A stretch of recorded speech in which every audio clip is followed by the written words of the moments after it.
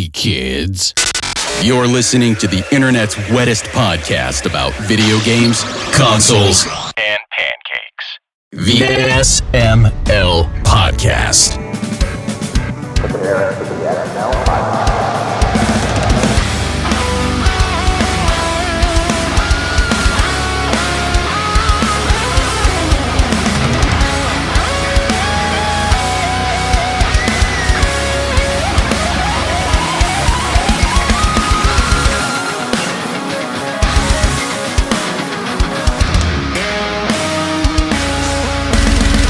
What up, Joe? We're just talking about my rabbit's health. That's all you miss. So I took him into last Monday because I thought he was going to GI stasis. We didn't do... Oh, what up? Grant's here. What it is? Hey, kids. What's shaking? Continue. Let me not interrupt your story. Oh, I was just... Aki asked me how my little baby rabbit, my biological son, my bunny, is doing. He's okay. He's not doing, like, the best. He's actually going back to the vet in the morning. His regular vet has been out of town. So I took him to the emergency vet last Monday. I took him to the Monday before last, excuse me. I took him to the same emergency vet Tuesday night. We were in there till almost, like, 1 a.m. And then... they gave him antibiotics for a UTI. This is so boring. I'm sorry. I was just catching Aki up while we were in here a little bit early. I want to know how the bunny's doing. Dude, me too. He's. Did we have the rabbit barb? We haven't yet, and you'll know when it happens because you will be invited. But yeah, I've been basically, the rabbit bar mitzvah is to celebrate him being fixed, and more importantly, him not peeing on women anymore. Something he and R. Kelly have tragically had in common. So it's like as soon as he stops peeing on the ladies, I'm keeping all of this after that joke. But as soon as he stops peeing on the ladies, for sure, like I will have, like, that's kind of when we're going to mark it. I got him fixed somewhere around 2 months ago. So his hormones are still settling down. So once we're good to go there and we're not having any more health scares or challenges for him, that's when I'm going to have people over. I would love to have you and your wife come because you guys are my only friends in town. Nah, the pressure is on. I have a couple coworkers, but that's it. I'm from Texas, so I really don't know anybody out here. So don't ask me if the rabbit bar mitzvah happened because that offends me because I'm going to invite you. So you'll know. Wait, I'm excited to come to R. Kelly Jr.'s. Little cows. Little baby cows. Those jokes hurt me because I was a really huge R. Kelly fan until 2018 and now I'm not. We can talk about that some other time, but like I'm not even going to go down this road. I just love that I have to keep all of this in the show now. So we're skipping the intro. Jake is not here yet. But my brain was like, how do we? Grant's here, Brooke's here, and Aki's here. Hey. How's everybody doing? We're good. We're tired, but we're good. Same. I'm alive. Aki's alive, thank goodness. I don't know about that, but I'm glad you're alive, Aki. Glad at least somebody is. I'm glad you're alive too. Well, at least there's two people. It's not. Maybe at some point I'll join that little congregation of yours. Oh my God. I almost spit out my protein shake. I'm eating some stuff right after work. I almost spit out my protein shake when you said that, dude. I had to hold it in. I did not get it on my microphone. It's dark, but funny. I do have some good news. What's that? It's good news for me. Y'all ain't gonna give a shit. My wallet doesn't like it, but the Gunpla? Fall into the abyss. My gaping yes, actually, legitimately. The Gunpla I've been trying to get for like 2.5 years. I finally got my hands on one. Congratulations. That's awesome. Yeah, it costs so much. I was about to say, how many pennies we talking? That's what I was pennies, have to say, I'm not good at pennies, but it after shipping and taxes and everything, it's like $365. There you go. How big is it? Yeah. Well, in the box, before I have to put the entire thing together, which is probably going to take me like an entire week of like 8-hour days. There's I think 2 boxes, and combined they are easily as big as my torso. Good God. So this is a big fucker, huh? Yeah, when it's put together, it's 3 feet long, 2 feet tall, and 1.5 feet wide. Oh my God. Wow. Yeah, it's. I'm going to be removing everything off of the island in my kitchen, and that's where I'm going to be putting it. Oh, sweet. Because I don't know. One, I don't know where the fuck else I'm going to put it, to be honest, because I do not have room anywhere for something that big. And two, I want to look at it every day. Well, yeah. That's awesome. I mean, You if paid you spend sweet that cash much, for that. yeah. Yeah, it's so pretty. That's That why I seems have like these a good stupid fucking price. statues on display behind me so I could show off the dumb shit I wasted money on. Oh, hell yeah. I got all my anime merch, so I'm feeling y'all there. Yeah, that sounds really big, too, for what you're That's paying. Like, if you bought a Square Enix model for the same price, it would be like thousands 8 of inches dollars. tall. Yeah. Yeah, that sounds worth it. Yeah. Monument. Yeah, I can't wait to get it. It should be here in like either late January or sometime in February, and it's gonna it will take me probably about 40 hours to actually put it together. It has, I believe, 1,200 pieces to it, I think. Wow. Amazing. It's gonna be so great. So you do have an idea about how long this is going to take, right? I mean, it's got more pieces than most of the ones you got, right? I think it has more 40 pieces hours. than I think all of them that I've put together combined. Wow. It probably isn't going to take just 40 hours. That's a very liberal estimate. Aki's talking about her giant ass gunpla that's going to be over 3 feet tall. Long. 2 foot Long. My bad. My B. It's going to be 2 feet long. 3 long, 2 3 feet tall. long, 2 feet tall. Just don't knock it over. What gunpla is this? It's the Dendrobium, the RX-78 GPO3 Dendrobium. Okay, so for those of us who have had sex, can you translate that for us? It's a gigantic fuck-off sized mech. Wow. I will post pictures in general for everybody. That would be great. So how much does this thing run you? After taxes and shipping and everything, about $370-ish. Jeez.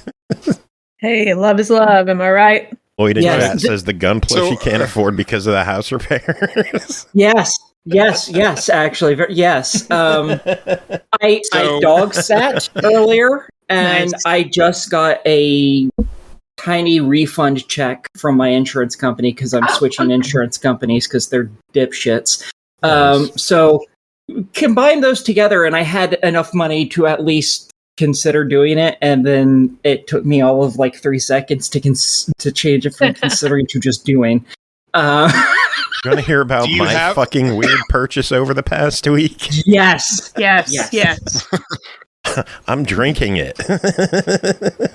God, you purchased your own pee? Yes. It Mountain is Eau de Toilette. No, it is a Mountain Dew honeydew flavored from Canada. How is it? How are we doing? It is delicious. It is really, really good. Nice. All right. It was expensive as hell. So they wanted like $15 for a bottle. So naturally you paid it. No, I did not pay $15 a bottle. I spent $100 and bought a whole case of 24 bottles. Very cool. Fucking Respect to that. I mean, that translates to about $4 a bottle, which isn't horrible considering a bottle goes for what, $2.29 nowadays? Go to a gas station, it's like $2.50 or something for a bottle. Plus, it's only in Canada. Plus, it was shipped directly to my door.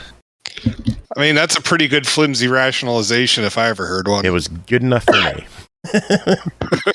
I'll take it.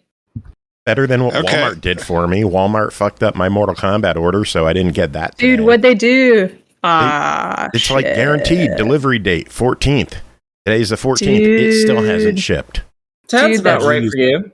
That's what's happening with a lot of like Otome games right now. There's 2 major releases where like everybody who bought the limited edition is still waiting, and everybody who has the regular edition like got it like 2 weeks ago, and people are pissed. Oh no. It's sad. Yeah, so people are like, wow, I paid extra for like merch and stuff, and now I'm getting spoilers on the timeline, and it's like, I'd be fucking furious. Oh my God. The community is blowing up.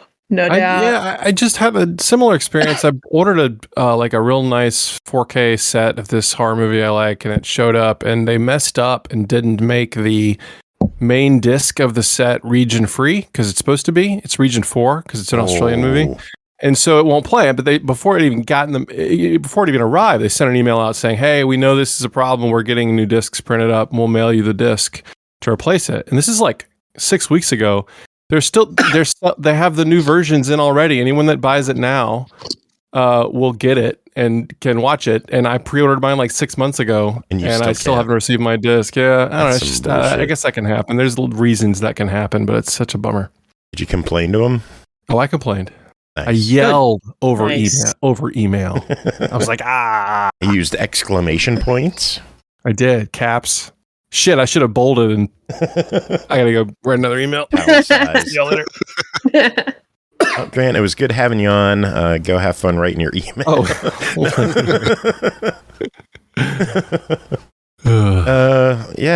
Anyone else spend their money on something ridiculous? I'm about to spend another $125 tomorrow because MagFest registration opens up. It does. Nice. Ooh, very cool. And I wish I got to register so that I could get a shot at the room lottery in hopes that I could get a goddamn room at the hotel, because if I can't get a room at the hotel, I'm not going. I respect that, especially after what happened to you last year. I feel that. Yeah. It's like I forgot what happened. Like, oh, you could walk to a different hotel. Like, no, I can't. I'm too old, I'm too tired, and I'm too sore. So just give me That's why you should get a hover round. I've considered asking about in your hover round. I've honestly considered asking about a wheelchair. I mean, go for it. Yeah, why not? Because in the back of my mind, I don't want to take it from someone who needs it. They should have enough. It would just help me. I don't need it. I would agree with Aki though. They should have more than they have. They have to supply them. They gotta be stocked. Yeah. Also, to be legitimate, as someone who has used wheelchairs before, because my knees give out, most people who need a wheelchair are probably going to bring a wheelchair. Yeah. That's a good point. That's fair. Like if I know I'm going to be standing and walking around for long periods of time, I bring a wheelchair with. Yeah. I rarely ever use it. I haven't used that wheelchair in quite a few years. I still bring it with me when I know I'm going to be walking around a lot because I don't know if my leg's going to give out. That's fair. So just think of it. Just think of it. If there's somebody there that you hate, you can run over their feet with it and just be like, "Oops, sorry." Exactly. What's up, Sean Face? Oh shit, sorry.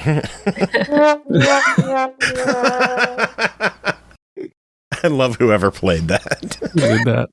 I don't know. MagFest, are you going? I'm going to Mag. Are you I will be there. Are you attending? Are you performing? Are you not allowed to talk? I will be at MagFest. You will be at MagFest. Ooh. Period. And the Gunpla, but its photos have been shared in general. Enjoy. Nice. Sweet. It is so fucking awesome. Will the Gunpla be at MagFest? Actually, you should hope that the Gunpla shows up in December, that you could build it during the show break. Sadly, it won't. Cool. I know exactly when it's coming. It's coming in January. Which means by then. Yeah. Well, I wouldn't be able to build it over that period of time because I would have to bring it to my grandparents' house anyways, and I can't bring that on a fucking plane. Thing's way too fucking big for that. It is long though. It's got an appendage. Like that's long. You know? Yeah. So you could stab someone with that thing, I think. You could. That red one. Maybe. Is that a laser or like something sharp in the third picture? That's the third picture. That is basically a lightsaber. It's their version of lightsabers. I thought it was like a red pointy thing that you could stab someone with. It is. Well, it is. I mean, it's still a piece of plastic. I thought it was a light. Okay. All right. No, that's all plastic. This thing doesn't have any lights on it. Thank God. That'd be too complicated for me. Man, that thing is huge. Yeah, and it isn't light either. That's I don't remember how heavy that is. You're going to be able to kill someone with that, right? Oh yeah, if I chuck that at someone's head, it could give them permanent brain damage. Speaking of permanent brain damage, should we talk about what's going on with Unity this week? Yes, that was going to be my news. Please take it. You do it. Let's see. The main notes I have is Unity Kerfuffle. Basically, the rates are going up, which is going to force fees per install. Many developers are pissed off about this, with some, including the Cult of Lamb dev, saying they will outright delete their game when the fees kick in. Allegedly, it came out today that they're going to have ways to waive the fees if you join their ad service. Of course, there's a backdoor through ads. Apparently, some developers at Unity are resigning after pushing back against the changes and them being unveiled anyway. And then today, to make things even crazier, the Unity office is closed due to death threats being called in. Okay, so this is all because of the big boss of Unity. He's a John Riccatello or whatever it is, former EA chief who ruined EA and now is ruining Unity. Yeah, let me recount the many ways in which this dude is a fucking moron. He wanted, I think it was in Battlefield, one of them, wanted to charge players to reload their gun per bullet out of real pocket money. He wanted to charge players per bullet in order to reload their fucking guns because he wanted to do monetization that bad. He called every dev who didn't want to monetize their game to shit. And I quote, fucking idiots, publicly, I might add. What else did he do? He did something else that was really stupid, but I forgot. And he's come over here and he's decided that if you have 2,000 installs for your game... Oh, I thought it was just 2,000. I'm pretty sure it's 200,000. No, it's way more. Okay. Yeah, it's in the hundreds of thousands. Okay, 200,000. He's going to start charging you a certain amount per install. And he's decided that he's going to have that retroactively affect all games from the past. Yeah, which I don't think is legal in the first place, but, you know, whatever. I'm pretty sure that is just outright illegal in every country. Because that'd be kind of like if you bought a fucking TV and then 3 years from now, the company you bought it from is like, hey, we've increased the price of that TV by $10,000. You need to come pay it. No, fuck that. So this is screwing a lot of people because they don't care if you've made any money. They only care about if it's been installed. So all the freemium games, they're getting fucked. They claim that titles that come through like bundles and stuff won't count, and they claim that they'll work with people on pirated copies not counting, but I think they could promise whatever they want. I think it's too late. It's screwed. And they showed their hand that they can't be trusted. I think developers are going to quickly move away from Unity as an engine.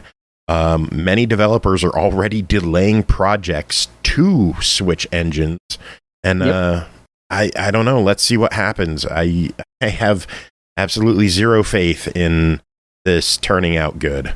It definitely won't. Want to know something real funny? Not too long ago, he sold a lot of his stock. Yeah, a whole lot of his stock in Unity. Yeah, like it was like a week or two before they made this announcement. Apparently that was scheduled already. I don't know how that shit works. I've heard people defending it that it was already scheduled and it's not a big deal. I don't know. It's a little sus, but I bet it's a lot of sus. I bet he buys up a whole bunch of stock when it's really low and then rolls back literally all of this stupid bullshit. So that I don't the think stock it'll work hopefully that rises. quickly. I don't think the stock will move that quick.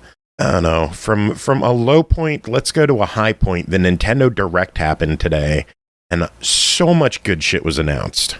Oh, I didn't watch it at all. It was amazing. It was like a fire hose. I didn't watch it either. It's Nintendo. Unless someone tells me that something's happening, I don't even know what's happening. So. Well, they started off with a video for the Splatoon expansion pass, a single-player expansion called Side Order, going to be releasing in the spring. They followed that up with Mario vs. Donkey Kong is returning. That is the puzzle platformer that came out on the original Game Boy Color. Advance. Was it Advance? It was an Advance game, yeah. And it was just it's like the best animation on any GBA game if you haven't played that game. I guess you don't have to now because it's being ported to Switch, but and getting all prettified, and it's coming in February. So right around the corner. Nice. Very nice. Fantastic game. New video for Prince of Persia: The Lost Crown was shown off, coming in January. That one looks really good. Yeah, I'm excited for that. They showed off Horizon Chase 2, releasing today on the Switch. Oh, I didn't know that. Yeah. They did that with 3 different games, didn't they? They did that with a couple of games, yeah. Wow. No idea what that game is at all. It's a racing game. Okay. Outrun inspired, kind of. Yeah, I did Horizon Chase Turbo on here back when that came out, and I really love it. The kids are a big fan of it too. Is that related to Forza Horizon or no? Okay. Totally different. Okay. After that, they showed off an action RPG with rhythm game elements called Super Crazy Rhythm Castle from Konami, I believe it was. This one looks weird as shit. It does. I think you'd love it. Yeah, I probably will love it. It's coming out November 14th, so I will happily check that one out. Spy Cross Anya Operation Memories is coming out next year. Don't remember much about that one. I'll be honest. I would love this game. That anime is dope. Yeah, it's so based off of Spy X Family. Oh, it looks. I'm gonna check it out. This game, I would love this game. See, you need a Switch. A little bit, maybe. Yeah. Yes. Showed off more footage of Mario RPG, Super Mario RPG remake coming later on this year. It's coming November 17th. They showed off triple team moves and boss rematches post games. And after you beat the game, you could revisit some bosses and fight them again for an extra challenge. Oh, that's cool. And now with the timed attacks, if you hit a timed attack perfectly, you attack all the enemies and not just the one that you're attacking. So that's a big change. That's pretty awesome. I like that could speed up battles. That could be a good addition. They showed off another code, Recollection, which is a package of, what are the 2 games? Another Code 2 Memories and another Code something else that didn't come to America. I believe that's the official title. It's a puzzle adventure game. Both titles January 19th. That's supposed to be awesome. People are flipping out in the visual novel communities. They're like losing their shit. I love how excited I am. I'm like hearing about these in real time and being like, that explains tweets I saw on my lunch break. I can't wait to watch it, dude. This is my first thing I'm doing after work. I'm going to do that after. It's pretty exciting. They showed off Princess Peach Showtime. Yes. The new Princess Peach game. It's coming out in March 22nd. You're going to be able to change your outfits for different abilities through the game. They showed off Sword Fighter Peach, Detective Peach, Kung Fu Peach. Looks cool. Awesome. This looks cute. I like this. Yeah, I'm actively watching this as we're talking. That's awesome. After that, they showed off Saga Emerald Beyond, new Square Saga game, going to be released in 2024. I haven't heard if it'll hit any other platforms. I'm going to guess it'll hit PlayStation, but not too sure. After that, it looks kind of cool. Tomb Raider 1 through 3 Remastered is coming February 14th. That's cool. The original 3 games fully remastered and revisualized. You can switch between the pixel graphics and the new graphics at any time, and it was confirmed that it is hitting all platforms. Why only the first 3? Because it's the original trilogy. Well, yeah, but I mean, everybody usually thought of like it just being like Tomb Raider 1, 2, 3 and The Last Revelation as being like, that was it. I don't know, like. I'm just surprised by that. I mean, I get the allure of it's the Tomb Raider trilogy because trilogy is a very sexy name. But I don't know. I'm a little puzzled by that. I just wonder 2 things about this. One, have they made it to where it moves differently, or is it more or less just a port with better graphics? I'm hoping they upgrade better graphics. Yeah, it's one of those games. It's one of those games where you can flip back and forth between the old and the new version, so it must play exactly the same. I was hoping that wasn't the case. I didn't like how the character controlled in the original. Yeah, I'll be interested to see how it ages. Yeah, and if I wonder if the insta kill code is still in it. What do you mean? There was a code you could put in that would make Lara Croft basically jump and then explode into pieces. Cool. Okay. Interesting. Yeah, it was more or less everyone kept talking about how there was a nude code to get Lara Croft naked, and the devs decided to put in a code and then claim it was that as an April Fool's joke, and all it did was cause her to explode instead. That's amazing. Props. Seconded on amazing. Props. Yeah. So I really hope that's still in there, because that's fucking hilarious to me. I don't know. We'll find out in February. But after that, Detective Pikachu Returns was shown off, coming out October 6th. I didn't really pay much attention to that there. But it's Detective Pikachu. I know, but I don't care about Pokemans. Except Psyduck. Full-blooded. Fuck off. I have my Psyduck Funko Pop over on the shelf. Yo, Psyduck is lit. Eevee is the best. Fuck off. Then they showed off what might Magneton. be the greatest rhythm game of all time to hit the Switch. Trombone Champ is hitting the Switch. Buying How it. long until you buy it? I don't know, but it's out today.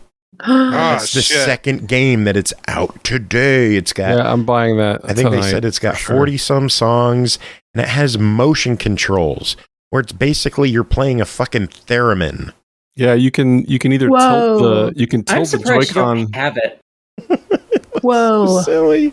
You can tilt the Joy-Con up and down, or you can put your hand like in front of the little IR sensor on the Joy-Con and move it back and forth, which is kind of weird. But I will be buying it for sure. So How much does it cost? $15. Holy God, that's amazing. Yeah. So you're all buying it great. today, is what I'm hearing. Oh, I'm Okay. buying it. What Yeah, a low price. I'm probably gonna have to run it by my wife, but I've got a feeling I'm buying this as soon as my paycheck hits.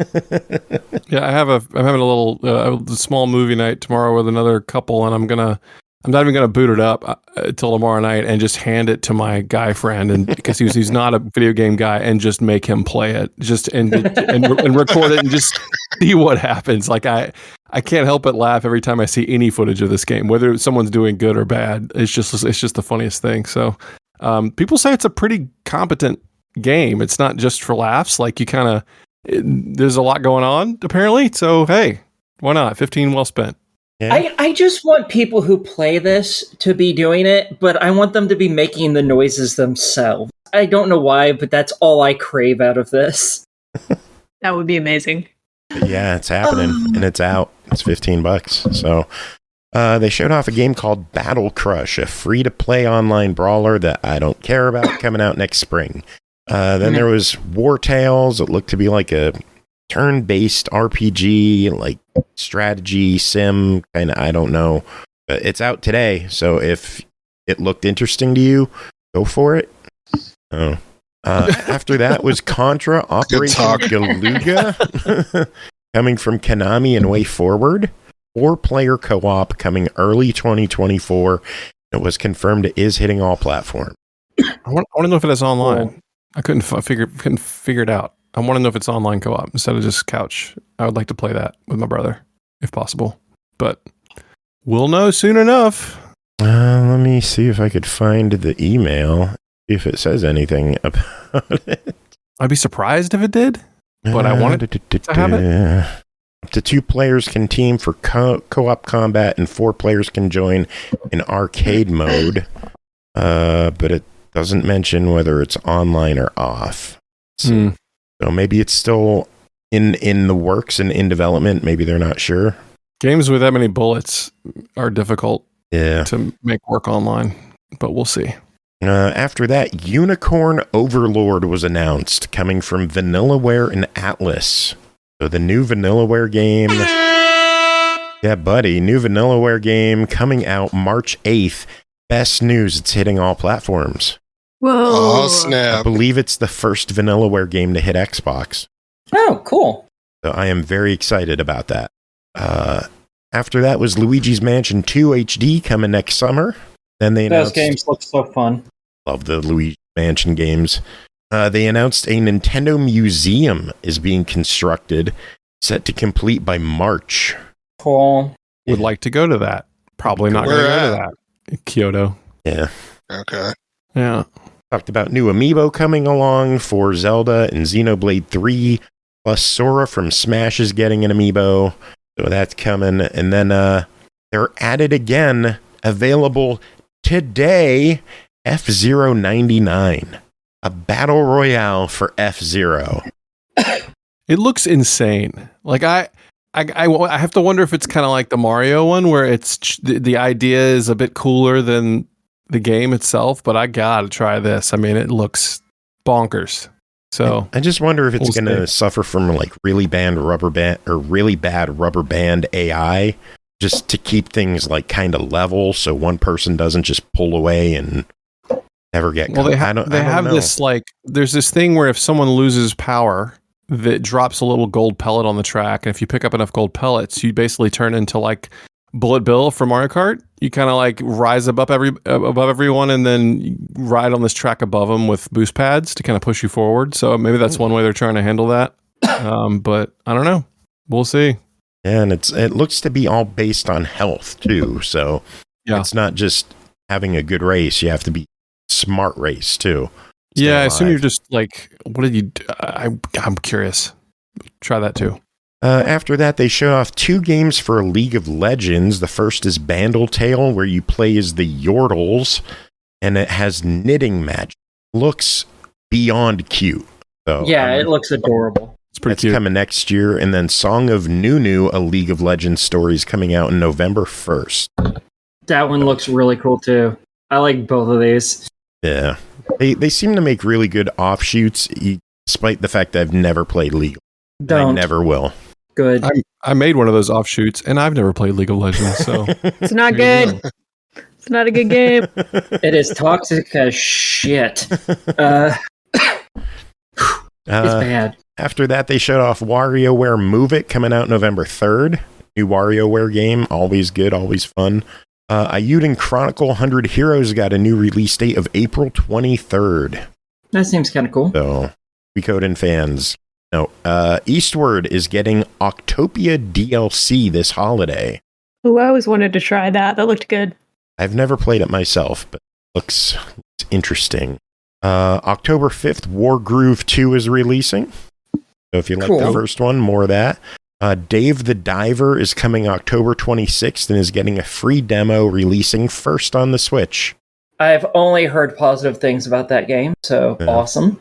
Mario Kart 8 Wave 6 DLC. They announced some of the courses and 4 new characters coming this holiday with Diddy Kong, Funky Kong, Pauline, and Peachette. Joining the game. Peachette? Yeah, Peachette. Who's that? From Mario. You don't know who that is? No. Like a mini Peach.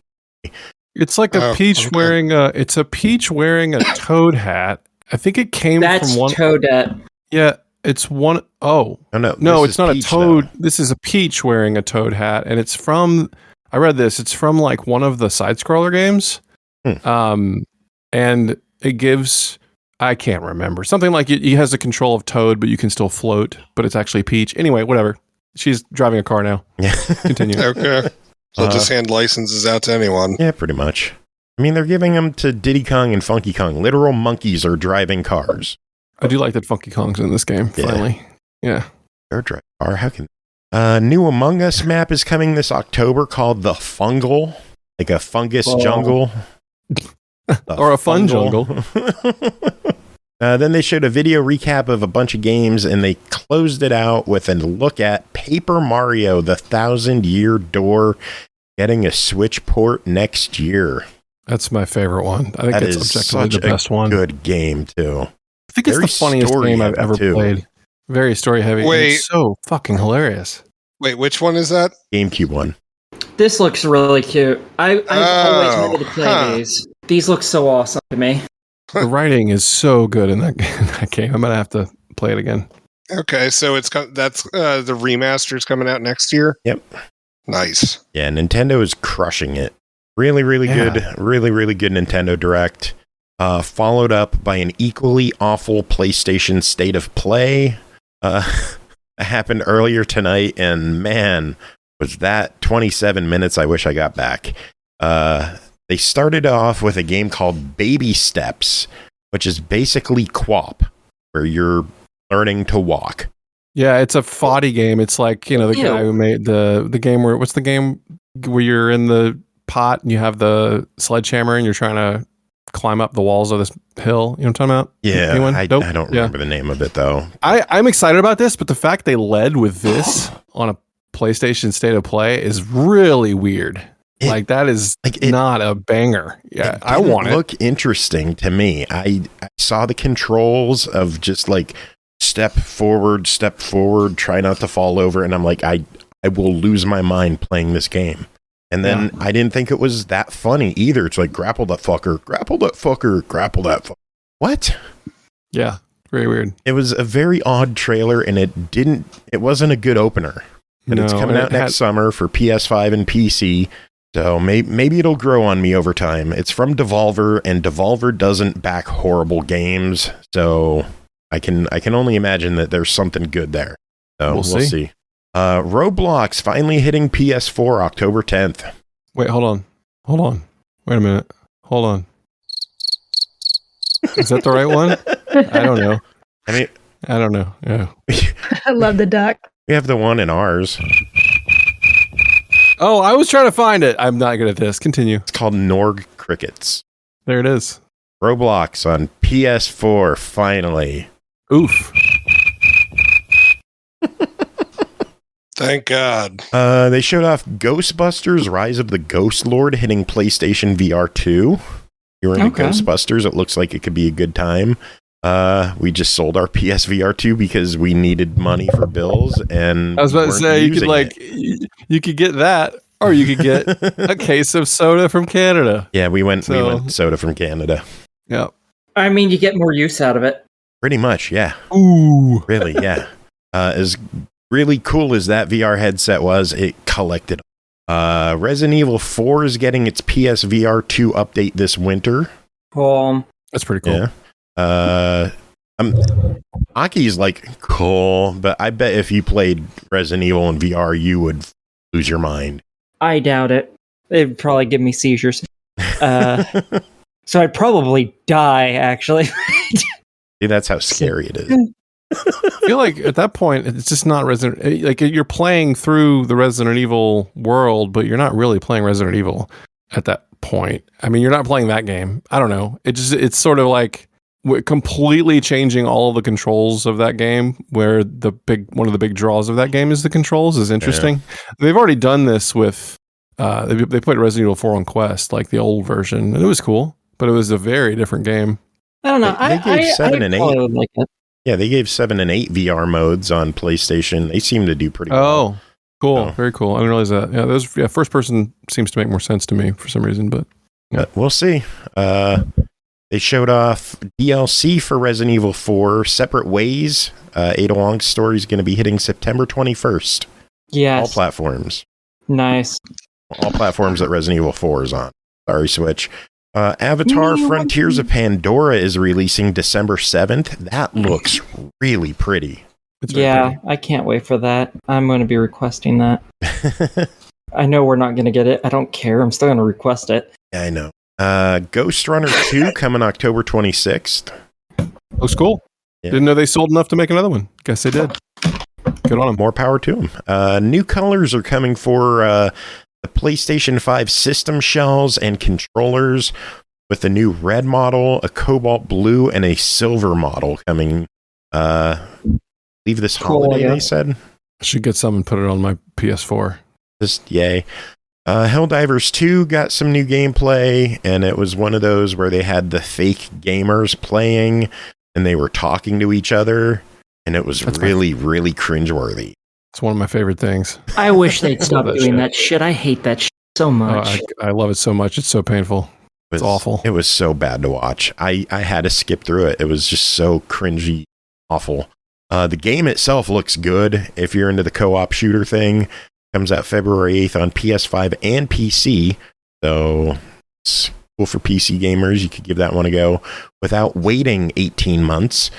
Spider-Man 2 releasing October 20th. They showed off that game looks so good. Different outfits and gliding and all that fun stuff. So that was one of the high points of the event. I just hope at some point they make a Spider-Man game where they deal with the Spider-Verse. That'd be so cool. Oh man, that'd be great. They did. Cool It'll only be on PlayStation. So. I know, and that hurts my soul, but I really want just anyone to be able to play as Spider-Gwen, like my favorite fucking character. Yeah, absolutely. After that, a fun surprise, Tales of Arise is getting story DLC called Beyond the Dawn, coming November 9th. Ooh. Yeah. Okay, that's awesome. Okay. Yeah. I want that. After that, Honkai Star Rail is coming to PS5 on October 11th. So if you're into Genshin and that kind of stuff, there you go. They announced an open beta is coming September 29th through October 1st for Foam Stars. That's the Square Enix Splatoon-like. The full game is going to be coming early 2024. And during the trailer, they announced that there are 8 unique characters. Yeah. I don't know that word. And then it's a bad word. They ended the show with Final Fantasy VII Rebirth and announced it's releasing February 29th on 2 discs. Yeah, it's cool, I guess. Whatever. That was the state of play. I thought it was a very underwhelming show. They had a potential to release some really cool videos, and aside from Spider-Man, what is Sony releasing? People shit on Xbox for not putting out games. Sony's not putting out anything right now. Oh, Spider-Man. Yeah. In like a month. That's about it. Their first party lineup looks very light, and that's worrying for how busy they usually are. I don't know. They're just finally giving their devs, some breathing room so they can relax for once in their lives. There is some good news with Sony. The PlayStation Plus catalog lineup for September was announced. Whole bunch of games come to Premium. Premium once again showing it's an awesome service. Great games coming to it. Near Replicant, 13 Sentinels, Civilization 6, Star Ocean: The Divine Force, Sniper Ghost Warrior Contracts 2, Odin Sphere, Unpacking, Planet Coaster, This War of Mine Final Cut, Cloudpunk, Contra Rogue Corps, Tales Noir, Call of the Sea, West of Dead, Paw Patrol, Adventure City Calls. Hell yeah. And Star half Ocean. of those games are actually really fucking good. Yeah. Oh my god, that is actually pretty fantastic. Star Ocean, Integrity and Faithlessness, all coming to the premium lineup later on this month. Premium lineup is great, man. It's the extra that fucking sucks, because here's the extra lineup. Guess how many PS1 games there are? 0. Correct. Guess how many PSP games there are? 0. Correct. Guess how many PS2 games there are? 1. 0. Oh, Jesus. There are 4 games, and they're all PS4 games. These aren't even classics. They're just fucking PS4 games. Star Ocean First Departure R, Star Ocean Till the End of Time, Star Ocean The Last Hope 4K, and Dragon's Crown Pro. Good games, but they're not classics. Those should be in the premium tier. Yeah, I don't understand why those aren't in the premium tier. That's what I was thinking the moment you started saying Star Ocean. Yeah. I was like, that's premium tier. Oh, another one? That's premium. Oh, another one too? Okay. I don't know what the fuck that 4th game is, but... Dragon's Crown is amazing. It's from Vanillaware. I've never heard of that game. You should look it up. Yeah. Is that the one with the boobs? Yes. What? Okay, hold on. Give me a second. I'm going to go look it up. You said the magical words that matter to Grant, me. you... That's the one, I think. This witch has boobs as bigger than your Gundam, and they're just it's crazy. They're just hanging out. It's wild. I don't know how she swings anything bigger than but they're Gundam. Not. They're not big. They're like long. You know what I mean? They shoot out in front. Protrusions. Yeah, really cool art. It's not how the game. Female body works, I don't believe, but whatever the artist finds pleasure, whatever. Sony's latest firmware update brings support for SSD 8 terabytes inside. Wow. Very nice. So if you've got $1,000 to drop on an 8 terabyte solid state drive, you could pop that in your PS5 and download all of those premium games. There's a lot of them. Meanwhile, Xbox is still stuck with the 2 terabyte expansion card. Come on, Xbox. Let's we get a 4 terabyte at least. please. Can we get just some decent internal memory? We moved away from fucking memory cards decades the fuck ago. We should have just stuck with that goddamn route. See, I don't mind the whole SSD card route because they work really well and they're easy to use. Like, and they cost like $100+. No, thank you. Yeah, they're expensive, but you get what you pay for. It works well and it's quick and it's as good as internal speed. USB storage doesn't work on PS5 games either. Yes, it's easier to just pop in an SSD drive with a heatsink and just plug it in, but it's a lot easier on Xbox to just plug a card in and not have to worry about opening your system. True. You get convenience on one side and size on the other. So flip a coin, I guess. Game Pass Core launch lineup has increased from 25 games to 36. Yep. Yes. And it's a pretty good lineup. Celeste is on there, Dead Cells, Fable Anniversary, Forza Horizon 4, Golf with Your Friends is on there, Hellblade, Inside and Limbo, Ori and the Will of the Wisps, Power Wash Sim is on there, Slay the Spire is on there, Spiritfarer Farewell Edition returned to Game Pass and is on there. If you haven't played it already, you need to. It's an amazing game, and it would have been my game of the year, 2 years ago, I think. But it turns out it had arrived, like, I didn't play it till January, and it had come out in December the previous year. I was vaguely annoyed by that, but whatever. It's amazing. Go play it. Heard it's great. Ninja Turtle Shredder's Revenge is in there. Good one. Online, too. We should all play that. Unpacking and Vampire Survivors.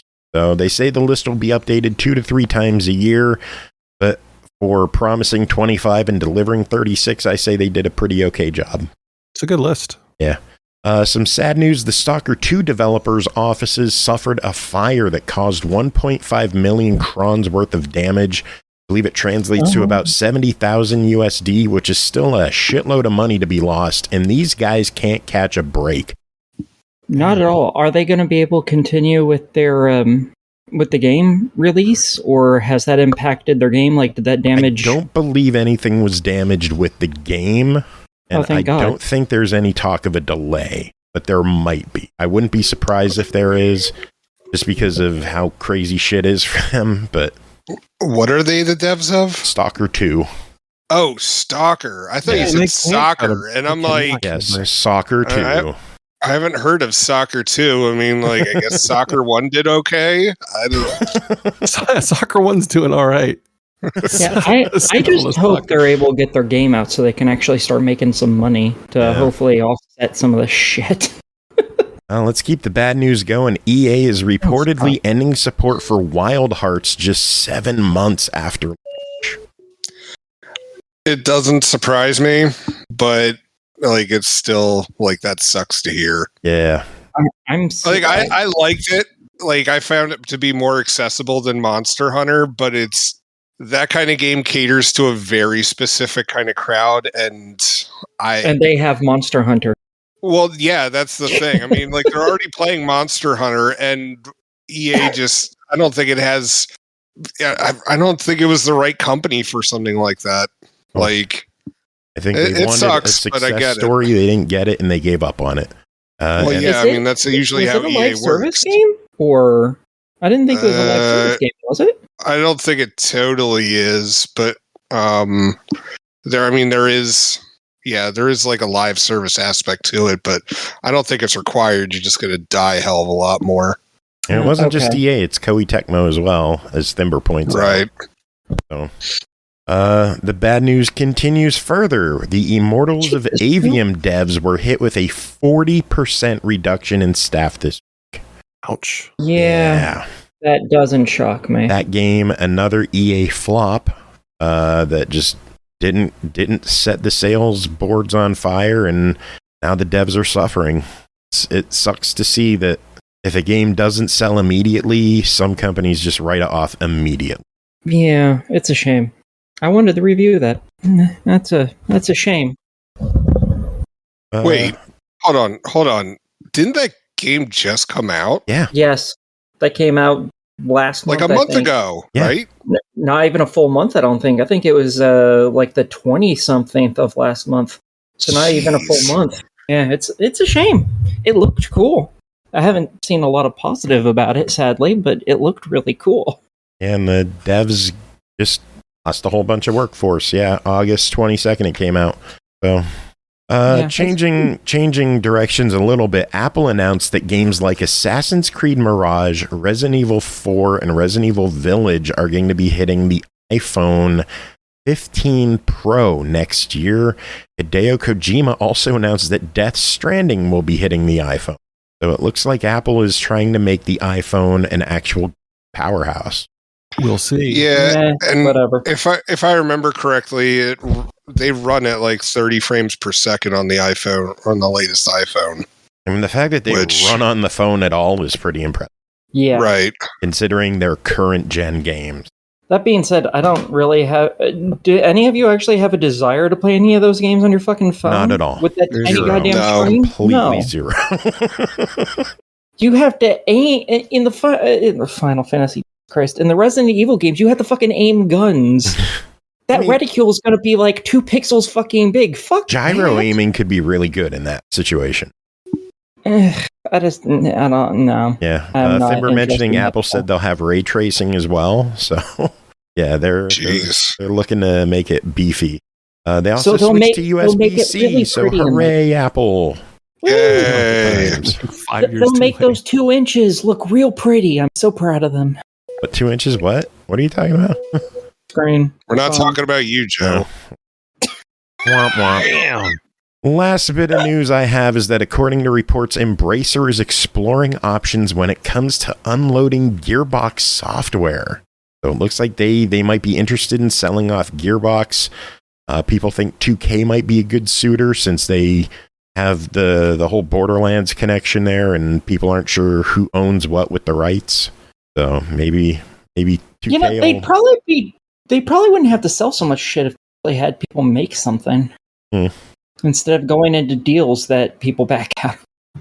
Anyway, that's the news I had. Who else has news? Oh, we actually covered pretty much all the news I had planned on talking about. So, yeah, so my Jacob's news was worthless. Covered. Aki, you're worthless. He knows that. Worthless here. Sweet. Brooke, you're worth everything, hon. Oh, shut up, Aki. Accepted. Brooke, you're just a guest on the Thursday show. You're not expected to have news. These 2 jokers are here every week. They're supposed to have news.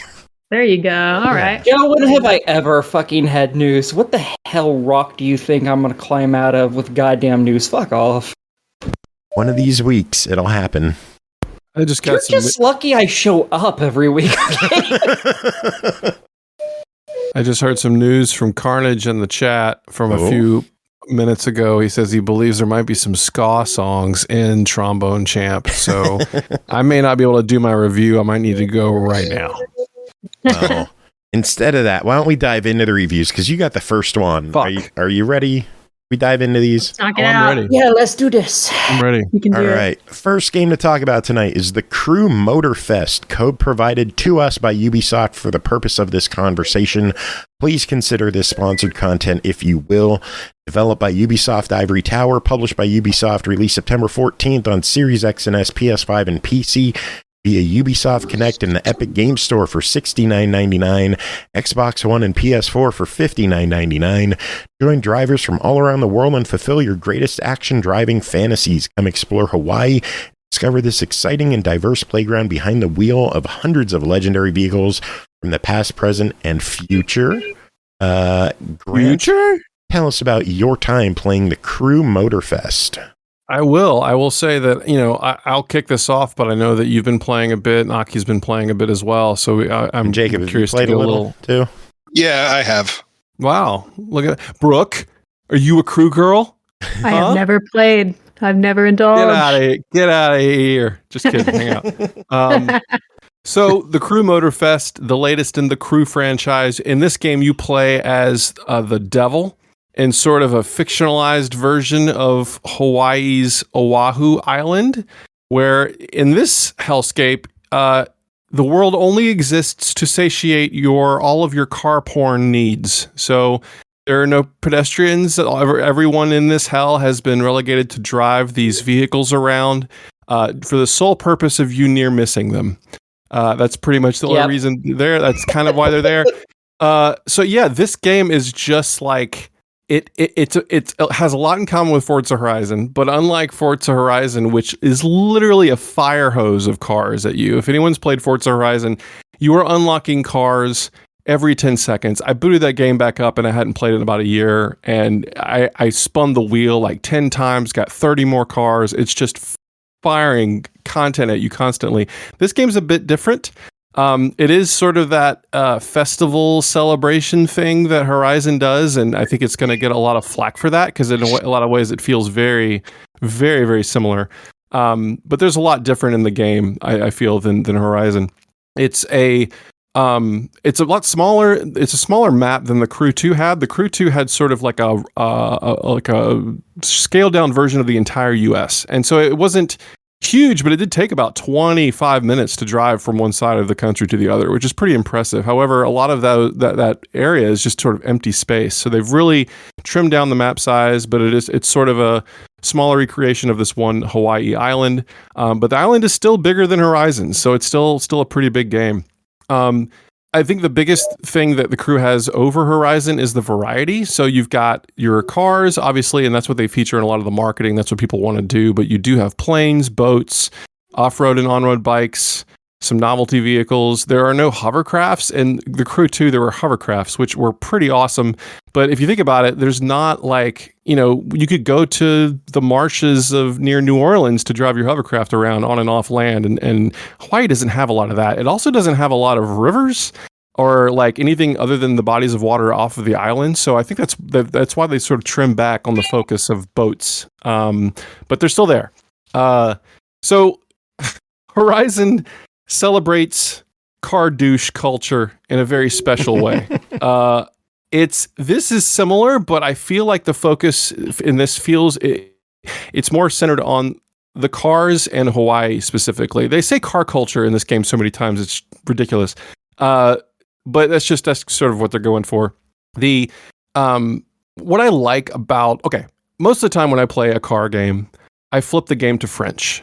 I always do this because I hate the voice acting in these games. I hate all the douchey things that everyone is saying. So I can just have them yell at me in French. It sounds pretty, and I can read the subtitles if I want to. I just like the Crew is the same way. That is a fantastic idea. I do it. I do it. Almost every car game is just filled with a bunch of trash writing and respect. I mean, it's just awful, right? Now, this game, I'm playing this game in English, and the reason is because they are giving so much information about the cars that you're driving and the areas that you're driving around in Hawaii. There are these playlists you play that focus on different, as they call, types of car culture. So there's a vintage playlist where you drive old cars, and they give you information about the cars you're driving. There's a playlist devoted to the history of the Porsche 911. There's all this muscle car stuff. I mean, personally, because I'm just kind of a car dude, I didn't know that the Acura NSX was called. NSX stands for New Sport Experimental. That's neat to me. I like that. It feels like it tilts a little more to Gran Turismo in celebrating the history of these vehicles. But at the same time, like, it's a lot of talking, and I've seen a lot of people complain about the amount of talking in this game. I'm really curious to the guys who have played it. Like, how do you feel about that? Does it feel too talky? Do you find this stuff interesting when you're trying to I skipped pretty much mow down your competitors? When they actually talk about the car itself, it's great. Anything else where it's just like the dude who's loaning you cars and like he's like, oh, easy up on it. And it's like, oh yeah, you can really feel it. And it's just like they're trying to be poetic, and it's just it just comes off as douchey. And I'm just like, please shut up. I'm trying to race. Like, it would be one thing if I was driving around the island just tooling around and they're like, oh yeah, like, did you know back in 1964 they blah blah blah blah? Like, that would be cool.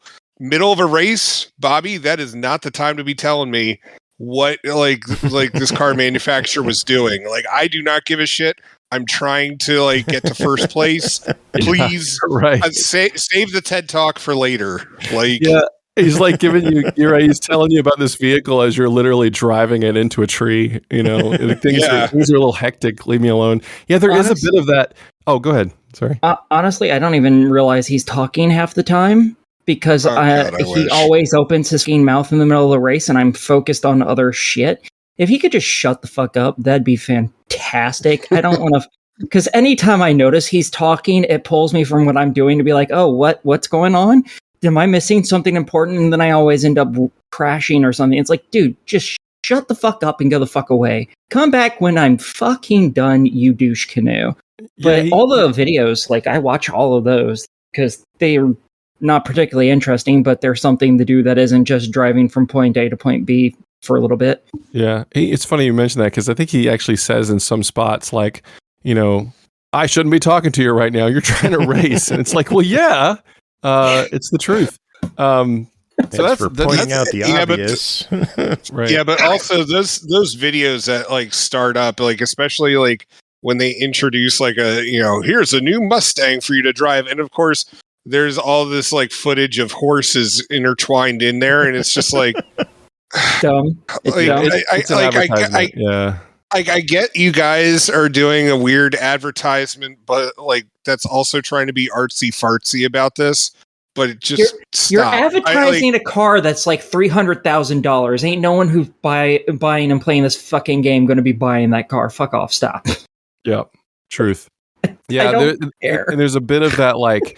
There isn't a ton of it, but I found in the early races, I think it was mostly the Japan playlist. They do that thing where the cars all talk to each other, like they're all racing together, and you're there now, and they're like, "Let's show them what we got," you know, that kind of crud. I've only done one full set of races so far, and that was my next one, and now I'm kind of not, and now I kind of don't want to do it. I think that one is the only one that where they do the banter. Like I hate the racer banter stuff, but the other ones seem to be a bit less of that. A lot of times they're talking about Hawaii. There's a Hawaiian tour, and they're talking about different parts of the island. You know, they actually got Hawaiian talent to do car wraps, and there's a bunch of graffiti and stuff, which is really cool. They took that step. But there's the same thing as in Horizon, where you're barreling through the jungle, right, in your car, and the guy is like, these are some of the most untouched parts of the jungle. And I'm like, bro, I'm literally blowing fumes out of my muscle car into your monkeys. Like you realize we are destroying this jungle right now. So there's that kind of, that like, what do they call that? It's the Uncharted thing. Where, I can't remember the name of it. There's a thing where what you're doing and what they're saying are completely different things and are at odds with each other. I can't remember. Dissonance. Yes. Narrative dissonance. Cognitive dissonance. That's it. Yeah, that's it. So there's a lot of that in this game. But then again, the whole game is just kind of stupid in that way.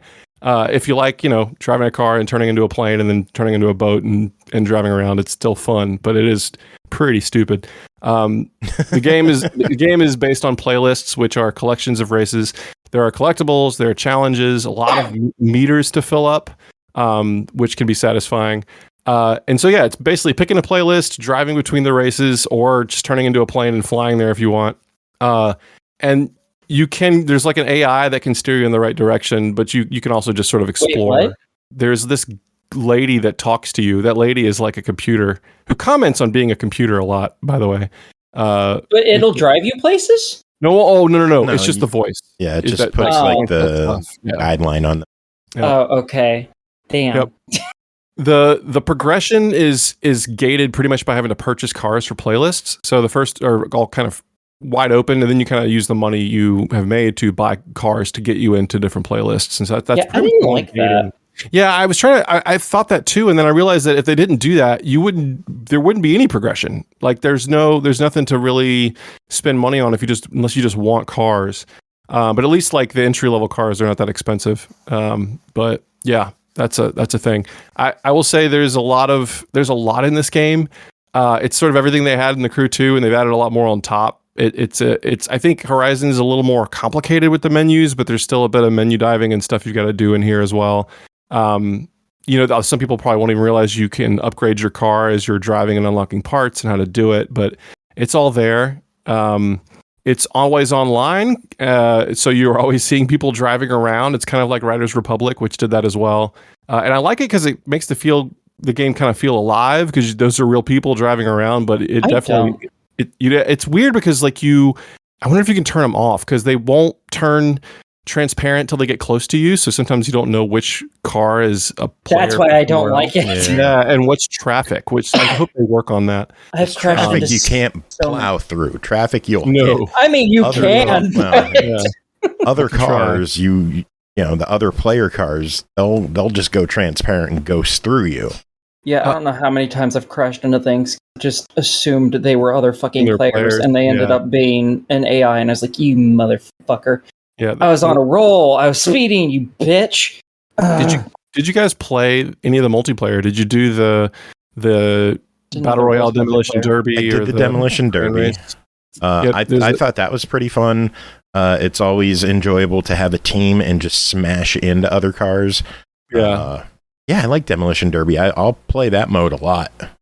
And there's a thing called the Grand Race, which is 30 or so players with collision, all doing the same race at the same time with 3 different cars. I really enjoyed it. It's insane because it's 30 cars that can all smash into each other, and there's always going to be jerks, but I actually really enjoyed that mode a lot. There's other things like the physics have been upgraded. I think they feel pretty good, and there are pro settings for cars. You can change like brake bias and all kinds of stuff if your cars aren't really, drifting like you want, stuff like that. Then the game is really... When it comes to the physics, I gotta give them tons of props. I thought the handling and the physics felt great in this game. I played the Crew 1, and I didn't like the handling at all. I didn't like the drifting. It felt very awkward to drive in that game. I never really put much time into the Crew 2, but with Motorfest, it feels good. Driving feels good. I think jumps feel like a bit too heavy. Like the cars feel a bit too heavy, and maybe gravity's a bit intense. Like cars will just plummet to the ground, it feels, instead of soaring like they do in Forza. I know it's probably more realistic in the Crew, but just kind of get used to cars soaring through the air in video games. They don't do it as much in this one. Yeah, Horizon's definitely, you can get more air in Horizon. I do find Horizon to be a bit more, when you're on the ground, I almost feel like sometimes you're driving a cement block around, like they don't turn, or you lose the back a lot. This seems to be a bit more, it leans a little more on the arcadey side with that, but I'm enjoying it. But I am with you, like some of those long jumps in Horizon are just completely epic, and that's a whole mode in that game. Yeah. But yeah, I've been looking forward to this for a while, and I think they've trimmed the fat in a lot of ways, and there's some weird decisions they've made, but I feel like the game is quite tight. Everything's really snappy and fast. I love all the audio in the game. I think it's really good. The cars sound, they're just guzzling fossil fuels. It's pretty fun. I will say that I'm still getting into kind of like the meters and the challenges and the things you fill up to win things, and learning what that's like. But I'm really enjoying it. I don't know how do you guys think you'd play more, or you think you've had enough of it, or what do you guys think? I'm playing more. I'm definitely going to be playing more. Yeah, I'm playing more. My kids are going to be playing it. They both enjoy just tooling around the island. My kid's only complaint was that it doesn't unlock cars as quick as Forza Horizon. That's true. It's true. Like, I feel like somewhere in between this game and Horizon might have been better for that. Yeah, like they were okay. I mean, but I've only got like 8 cars in my garage right now, and meanwhile, like Forza Horizon was just dump. Like, you'd get credits for just like there's 40 super drifting wheel spins. Yeah, just for having a nice drift. It's like, there you go, have another car. Have a car. Exactly. He breathed oxygen. Have a car. Like, this one, it's like, I'm going to loan you the car, but I'm not going to give it to you. Like, and so like, unless you're participating in a race, like you're stuck with whatever you got. So yeah, it's weird that they even like they loan so much to you in races. It's almost, you almost wonder why you would buy your own car. Unless you just get to try it and enjoy it and decide you want it. But yeah, I went and looked at the Crew 2. I got about 50 cars by the time I was done with that game. Horizon, I might have 200, and I've only driven like 30, 40 of them. But at the same time, it's like I feel like there's value in the vehicles, but when there are 600 vehicles, I feel like they could probably trickle them out a bit faster. Yeah, yeah, I'm with you. Okay, go ahead, Aki. I like the game. I'm obviously I'm a lot more new to this than all the rest of you. I mean, the only real racing game I've ever played is Forza Presents Fast and Furious 2. That's it. That's all I've really ever played. That's a good game too. Yeah, it was fantastic. For me, I think the game's a bit too big. The area's too big for me personally. I would like it if it was smaller and had significantly less cars in it. Just because I'm not as big into this stuff as you guys. I would like a smaller piece of this pie than what this has provided. I don't really like upgrading the cars that much because they give you a bunch of pieces and then you kind of just have to figure it out. And it's like, well, yeah, you just keep equipping whatever's the best thing, but then stats change. And sometimes that makes parts of the car worse, even though it somehow raises the rank of the car, which doesn't make sense. The racing I actually enjoy. It's really fun to actually do the races. I don't particularly like anything else. I really don't like how slow the cars are to get. I've managed to buy, I think, 2 of the bundles of cars because they sell bundles for cheaper than what you could buy the individual cars. And as stated, you have to buy cars in order to actually unlock some of the different race playlists. So I've been buying the bundles that are specifically for that shit. And I've managed to buy 2 of them. And I've put like 10 hours into the game or so. And it feels so slow considering that's like 4 cars out of over 100. And it's like, fuck, this is taking forever. I just want to get my hands on more cars. Over 100. Quickly. That's hilarious. 100 cars. Isn't there only 106 in this game? Yeah, there's 600 cars in this game. Oh, a lot higher than I thought it was. Okay, so you should definitely be getting cars faster. Yeah, that just hurts my feelings up even fucking more because I would like to have all the cars just to fiddle around with them. And personally, what I like doing with them is I like customizing the car, not upgrading, customizing, because you can customize the car to look how you want. That's what I like doing. That costs money too. Oh, and your avatar. You can customize that. You have to buy all their shit too. Motherfucker, stop making me spend all my damn money. You don't give me very much of it. Like an entire playlist, I got like maybe $150,000. That was enough to buy 1 fucking pack of cars that had 2 cars in it out of 600. Give me more money or make things cost significantly less. I don't fucking care which direction. I am not one of these car people that's going to sit here and play this for like 8,000 fucking hours. I have a life, not much of one, but I have one. I have some standards. I'm not going to play this forever, but I would like to play with the cars and customize them and make them look cool. I'm sorry. Hold on. Did you just say you have a life? Yes, motherfucker. I have Gunpla to build. How did we start this podcast? I don't know. I wasn't here for the start of that. What were we talking about? Gunpla, because I have a life. 3 foot. Yeah. Your purchases say otherwise. Anyway, speaking of purchases, people have to decide whether to purchase this. It clocks in at $70. Grant, nice. What are your thoughts on the Crew Motorfest?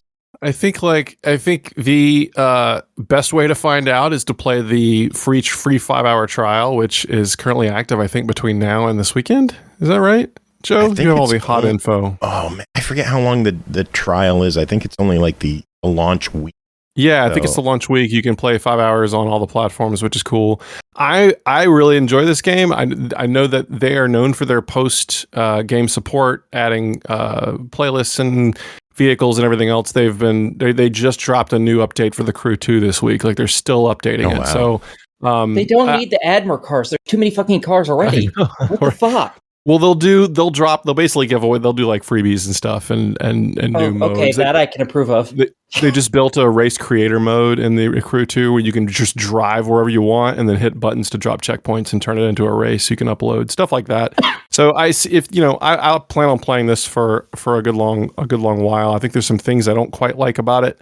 But I'm pleased so far, and I don't plan on stopping. So try it. I feel like if you don't have, Horizon's awesome, but depending on what you're looking for, this might be more your speed with the open world stuff. But I'm not bothered that I bought it, and I'm going to keep jamming on it. Cool. Aki, Jacob, what are your thoughts? I say buy it. I really enjoyed it. I wish the cars came out or like they were given new cars more frequently, and the voice acting can please go away. But otherwise, it's a really solid racing game, and it's a lot of fun. I recommend it. I say if you're one of these car freaks like these fuckers, get it immediately. It's the racing is pretty fun, and obviously you can upgrade your cars and all that other weird shit. If you're not, I'd wait until this was on like a really big sale, like at least 50% off. Because again, the racing's pretty fun. Just everything else is kind of iffy, at least for me. But yeah, so I say I try it. Cool. I'm gonna flow with the buy it crowd on this one. I do think it is a bit overwhelming with how much shit they throw at you in this, but it's a lot of fun, and that's the important part, is that it controls well, and I'm having fun. And not a lot of racing games remember the fun aspect, so I enjoy it. And big thanks again to Ubisoft for providing us with the codes for the conversation that we just had. Hashtag ad, hashtag sponsored content, hashtag Aki curses a lot. Grant, were you going to stick around, or are you heading out?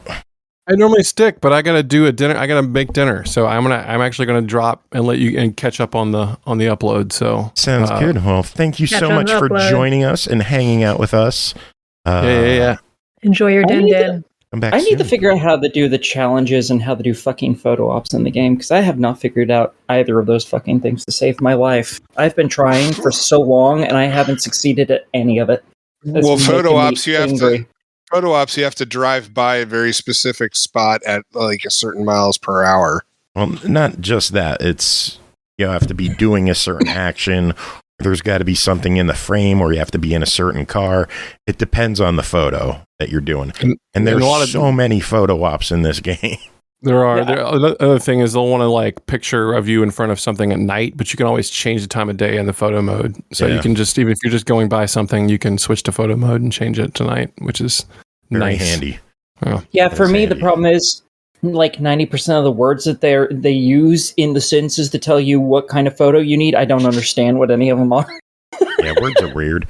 But Grant, again, thank you for coming on, hanging out with us. What have you been up? Like, what kind of music have you been up to lately? What could we play? At the end I of have the been show? cranking on this game. We're launching a game next week on Tuesday. Bit Trip Rerunner drops on Steam. That's so awesome. I was literally watching someone playtest while I was playtesting and listening to way too many sound effects at once. So my brain is fried. But hey, we're tightening it up, and the levels people are making are really fun. And yeah, drops next week. Sweet. Awesome. Where can people keep up to date with you? Stemagemusic.com is my website, but who goes to those anymore? I'm on Twitter, but I don't use it because Twitter sucks. So I'll figure something out. But in the meantime, I'll see you guys on the SML podcast. Cool. Have yourself a good one. All right. See you guys. Yeah. Later. All right. Next game is Tiny Witch, developed and published by Creative Hand, released September 1st on Steam for $9.99. Manage a minion store where demanding clientele are always at your door. As a little witch, mix the right resources to create minions so that your dungeon master clients walk away happy. Brooke, tell us about your time with Tiny Witch. Yo, so this is a really, really, really cute looking, visually pleasing pixel art resource and time management game. Set in a retail setting, you're running a little shop, you're cooking up items. Well, it's more like you're brewing them since you're a little witch. It's got some Diner Dash stuff going on. You got to run around and put stuff into different stuff, wait, mix it together, deliver it to waiting customers. It has a pretty interesting theme, lending its way to lots of cute goth girl type pixel art, in my opinion. Cheerful music, but cool music, and a pretty cute little sense of humor too, with lots of like service industry retail type jokes. Coming onto this game, I wanted to review it because the art and animations look fantastic. I love pixel art. Music sounded good. Loved the premise. I also heard you could have pets and decorate your shop. I mean, that's about all I needed to know. So This game answers a lot of questions I had growing up, that is for sure. Growing up as gamers, we visit dungeons all the time, across pretty much all genres of games. As we know dungeons, things we can crawl through to get to the next level in a game. Sometimes the level itself is the dungeon. Sometimes, if we're in Persona games, the dungeon is some young person's troubled mind. But basically what I'm talking about here. We fight in dungeons, we get through the dungeon. You can bet your bottom dollar that each dungeon is going to have some humanoid and non-humanoid creatures in it. Monsters, if you will. Ghosts, zombies, vampires, skeletons, purple bats that follow you around if the game is an RPG from Japan. We're familiar with all these little guys. But how did they get in the dungeons? Like, where did they come from? Does anybody know? No. I wasn't listening, sorry. Oh, jeez. Hold on, I just learned how to do this. Okay. It's Brookie's first sound effects. Hey, I actually was trying to play Ball Squad when homie left, but I couldn't figure it out in time. Yes. That golden voice. Okay, but how did the monsters get in the dungeons? Where they come from? Does anybody know? It's me. It's me, the tiny witch. This is my job. I make the monsters. And can I just say that I'm not paid well and I'm severely mistreated on the job, even physically abused by my customers? Okay, cool. This is my story. Once upon a time, in a land of magic and enchantment, there was a little witch named Sophie, but she prefers to go by her middle name, Brooke. Anyway, she loves crafting minions with great care. Her biggest dream was to have a little shop to sell minions to all the dungeon lords in the kingdom. Those are the guys who own and stock the dungeons. However, she couldn't speak, and everyone who met her underestimated her. One day, a mysterious cat appeared, offering a deal to have her own little shop where she could make and sell minions. Excited, she signed the contract without a second thought, and thus her journey began. So we hear our story, and now the screen is opened up to a very green, pretty lush little part of a town with a cute little dirt road winding up, leading to a really cute brick shop with a nice little roof. We see ourselves walking into the building, followed closely by the beckoning cat. We can hear him purring a storm up, by the way. It's very cute. And then as we enter the building and the door closes behind us, we see chains and a lock snap over the door. Oh, snap. We can't leave. This is basically the Hotel California up in here. We are now greeted by an adorable full dialogue sprite of the cat who beckoned, and then maybe he locked us up in here, maybe not. We don't know yet. He has a wizard hat on. He's slightly animated. Great character design here with one scar over his eye. He blinks. A purring noise happens while he talks. He's all, hello, welcome to your new minion store. My name is Whisker Hermes. We need to reach 10-day sales goals in each of the stores in this game to break the curse in each one and make a good enough profit to allow you to leave. So let's get started. Oh, he also says, I will help you serve your customers well and manage the store. Well, that was a lie, but I mean, he's a cat. So let's talk about how the game works. You have a little shop. We're looking at it from a top-down view. To the right of the shop, we have cauldrons for ingredients to cook in. To our north or top or whatever you want to call it in this view, we have mortars and pestles, a whole line of them, to process cooked ingredients in. We're open during day and night up in here. Our rush phase, where we actually are open for business and serve customers, is 2 shifts. The day shift is pretty chill. Night shift is busier, more intense, because, hey, it turns out dungeon lords, the guys who go buy skeletons and ghosts and stuff for their dungeons, they like to stay up at night. Who knew? Constantly, throughout a shift, you're going to be grabbing your base ingredient, spirit essence. This is what everything is made out of. Every ingredient is this ingredient. And you're going to pop it into a cauldron. It's going to need some time to cook down. As it cooks down, a cute little candle dripping with wax burns further and further down to show you how much longer it's got to cook. Now you have yourself a processed spirit essence. If they ordered the ghost, all you need is 2 of these bad boys. Walk them over to the mixing table, mix 2 spirit essences together, boom, you got yourself a ghost. Walk that ghost box over to the customer and collect your money. If you did it fast enough and they're not pissed at you, you get a tip. They may order a zombie instead of a ghost. If they order a zombie, it's still 2 spirit essences you gotta cook down in the cauldrons. One of those is gonna need to process again in one of your mortar and pestles. Each mortar and pestle you can get in this game just turns the spirit essence into something else. Takes a little bit of time. For the zombie mortar and pestle, it turns spirit essence into rotten flesh. One regularly processed spirit essence mixed together, plus a rotten flesh, mixed together, mixing table, makes a zombie. There's other recipes we won't get into, like ghouls, skeletons. It basically doesn't get much more complicated than that. Some of them are going to need 3 ingredients instead of 2. That's going to take more time. Some of the ingredients are double processed. Typically, the harder it is to make something or the longer it takes to make, the more money you're going to get from the customer. That's not the only thing that affects how much money you make on an item or from a customer. When you take too long to service them, customers get mad at you. They have a patience bar that's always going down. If you played any service games like this before, retail games, restaurant games, you are familiar with this mechanic. A different thing that can increase the price of an item is if the customer is rich. Price gouging, character tax, baby. Nah, just playing it. Just increases your tip. But you need all the tips you can get here, so you need to prioritize the rich folks. Also, interesting detail here, rich dungeon lords have a lot more patience than poor ones. They just seem happier.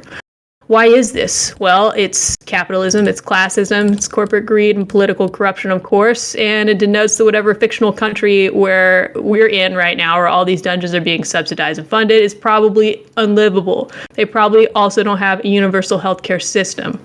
Rich people also love apologies. What's an apology? Well, it's a way to chill somebody out if they're mad at you. The cat teaching us this game throughout our tutorial and through the whole game as we add different mechanics. This game's going to add a lot as things go on. Merlin Whiskers or whatever his name is. He explains to us that he's going to teach us a special spell called apology. He goes, actually, it's just giving an apology. Who knew the real magic was just politeness and communication? He actually says this is pretty dope. But you can't apologize to just anyone. There's two types of angry customers out there, just like in real life. Customers who come in and get angry because of something you actually did since they arrived. Or customers who were already angry about something else before they come into your store. These guys, unlike rich people, hate apologies. They won't accept them. When a customer gets mad at you, they throw dirt at you. This can damage you, but more importantly, it gets all over my nice clean floors. It makes me slow down, slip on my way to make and serve more minions. I must then avoid spatters on the floor and walk around them, which takes more time. Just like in a lot of these service games with the shop front to manage, we see a lot of like this sort of cleanup going on, or like the puddle to slow down. Another thing that can cause projectiles to become dirt puddles to fly onto the floor and mess you up is when you accidentally overcook or burn an ingredient you're brewing. If you don't get back to the ingredient in time after it's finished cooking, eventually that cauldron's going to explode. There's sort of an auditory warning before that happens. So, it's not going to explode unless you really can't get over there on time. But if it does get exploded, it's going to cause a horrible puddle on the floor. It's going to slow you down. It might even damage you a little. Both of these types of puddles can be cleaned with the broom, which they introduce later in the game. While I understand this is a cute, mechanic of this game, the broom is so cute and nice looking. I do feel like this falls flat. I feel like I don't really have time to clean and never end up cleaning. I'll talk about this a little bit more in my rating here. Let's see. You can also get decorations. Decorations are put next to customer stations. The decorations can give you different status buffs. Maybe it helps the customer be a little more patient with you. Maybe it makes them tip a higher percentage more each time if you reach a certain goal. There are also pets in this game. The pets work exactly like the decorations. They sit in the same spots the decorations would. Only difference between a decoration and a pet is the pets, instead of giving you a status buff, they each throw a different item at you, which increases your performance in a different way. Nice. However, in the level where they introduce decorations, they don't warn you, don't go buy all these decorations, these upgrades. And I bought all the decorations because I was like, I need all the status buffs so I can get. This game's actually pretty hard, which I'll talk about more in a second too. But once I bought all the decorations, I then couldn't buy pets for like 2 levels because the pets were too expensive. But anyway, I think this game was really cute. I'm ready to go into rating here if you are. Oh, well, clock's in at $10. What are your thoughts on this one? My thoughts on this one are complicated, which I even warned you about earlier today. I'm like, yo, this rating's going to be a little long. Hang in there. But I'm going to try to wrap this up. I wanted this game. I think it's pretty and cute. I love the music. I love the idea. I love the writing. I love the styling of this game. If I hadn't gotten this game from you, Joe, I probably would have gotten it. I always pick up games like this. One thing I didn't like about the game was playing it, unfortunately. It's just too hard. It's too dang hard. Now, I know what you're thinking, Brooke. Every week you come on here, you talk about how bad you are at games, how hard tutorials are for you, how slow of a learner you are. You're saying this game is too hard. Is it just you? First of all, Jacob. No, just kidding. First of all, I do consider myself a pretty good baseline for a dashy restaurant or retail-inspired games like this because I've played so many of them. And even though I'm so happy to be out of the service industry, it taps into a skill I feel I built for multitasking when I was younger, blah, blah, blah. Many of these games are very similar to this game mechanically. We got the patience bar. This even kind of works like a pixely Overcooked as far as the machines of processing go. So first of all, while I do struggle with games and learning, and I don't consider myself a good baseline for difficulty in most games, it took me like a year and help to beat Elden Ring. I think I'm pretty good at these games. Second of all, I looked up Steam reviews for this game after I played it for like a few hours and formed that opinion to make sure it wasn't just me. When I start to think, this game's too hard and I get halfway through writing my review, sometimes I want to check what other people think to be like, am I missing something? Did I miss a mechanic? Did I click through something? I checked out some Steam reviews for this game. I checked it earlier today as well. I saw something in those Steam reviews I've never seen before. Something that blew my mind. Something that frankly was actually kind of hard to believe. It looks like I got further in this game than most people did. I know. I know. No, it really happened, Jacob. I really did it. You did what? I did really good in this game compared to other people, I swear, dude. I swear. I like how 2 shows ago I was your dad, and now I'm trying to suck up to you like you're my dad. I don't know what's going on here. It's okay. Don't worry. I have a review later on where I get to talk about how terrible I am at it. So okay, good. I can't wait. But yeah, so like I think I got further in this game than most people did. I got, not just a level or 2 either. Most people I saw gave up around day 4. It's so wild to me. So no, I don't think it's just me. I saw a lot of consistent complaints about this. Although I think this is too hard, I had to update my notes on this game today. I popped this on a little earlier on my lunch break because I realized I hadn't tried it with my PC controller instead of mouse and keyboard, and I'm trying to hold myself more accountable to like trying games with all the controls I can. I prefer a controller, Joe, from last week, that I'm trying to try the touchscreen every Switch game, because half the time I'm like, oh, I didn't know you could use the touchscreen on this. So I popped it on the controller for this game, and can I just say it's way easier, but I still think it's so challenging, and you hit a wall, and I don't think a lot of people get far in this game. This game goes so fast. The customers are always mad at you. You can't win them over. There's no perfect level. It's all just damage control. Plenty of games like this have that vibe. You kind of want to feel like you're treading water, you're basically making it, and it's a huge rush to kind of get through a level when you think, oh my god, am I going to make it? Heck, Overcooked is mad popular, and they're like banking on that.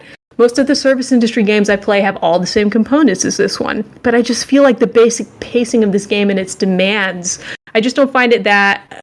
It's not that it's unplayable. I just don't find it fun enough to warrant writing out the challenges of it for me personally. And there's not enough like keeping me going where I want to see more and I want to ride it out, the difficulty. I thought I would be building on more in this game too with my little shop, and I found that to come kind of flat too. I did try a couple different things to make sure this was legit, but no matter what I did, I didn't get to a point where I wanted to play more of this game after reviewing it. As far as the game being too challenging or frustrating, that's with me ignoring pretty much everything they do to make the game more difficult for you, and feeling like that worked in my favor. Puddles, instead of cleaning them, I'm just walking around them, and once I did a playthrough where I was walking around puddles and cleaning them, I got a lot further. I had a playthrough where I never cleaned one puddle and never served one customer who was already pissed off at me by the time I had his order ready. And I got much, much farther in that game. So I don't know if we really designed it so that we could be having a lot of fun, and despite the challenges, it feels like you can just ignore them and not interact with them. While I found the game to be too challenging... no, I already said that. Whoops, sorry. Went around on my notes. As far as decorating my shop or pets, while I thought these features were cool in the game itself objectively, and I did enjoy playing with them, they didn't feel like pets or decorations. So I wouldn't have been disappointed unless you decided to call them pets or decorations and I was expecting anything like I get in a different game that scratches any of those itches. They just felt like items I buy to put next to where customers stand. Whether it was a pet or a decoration, it goes in the same spot and pretty much acts the same way, just a status buff. Outside of these complaints, devs, if you're listening, here are a few things I wish that you would update or fix in future versions. I'm not a dev myself. I don't know how easy these would be to do, but I think you would have a nicer, better selling, more fun game if you did. I wish the tutorial was changed a little bit. In the tutorial, I wish they would let you try stuff out before making you do it for the first time in front of customers on a clock, instead of just giving you an animated image of what it would look like if you did do it. And I don't know if this is even an option, but I bet if the game gave you more time in the level, more time between customers, more time before the customers get pissed, then I can see grabbing the broom and cleaning in between customers, trying to like min-max everything that's going on, actually playing with all the toys you're giving me. I can see prioritizing angry customers or customers whose patience is almost out and they're about to leave.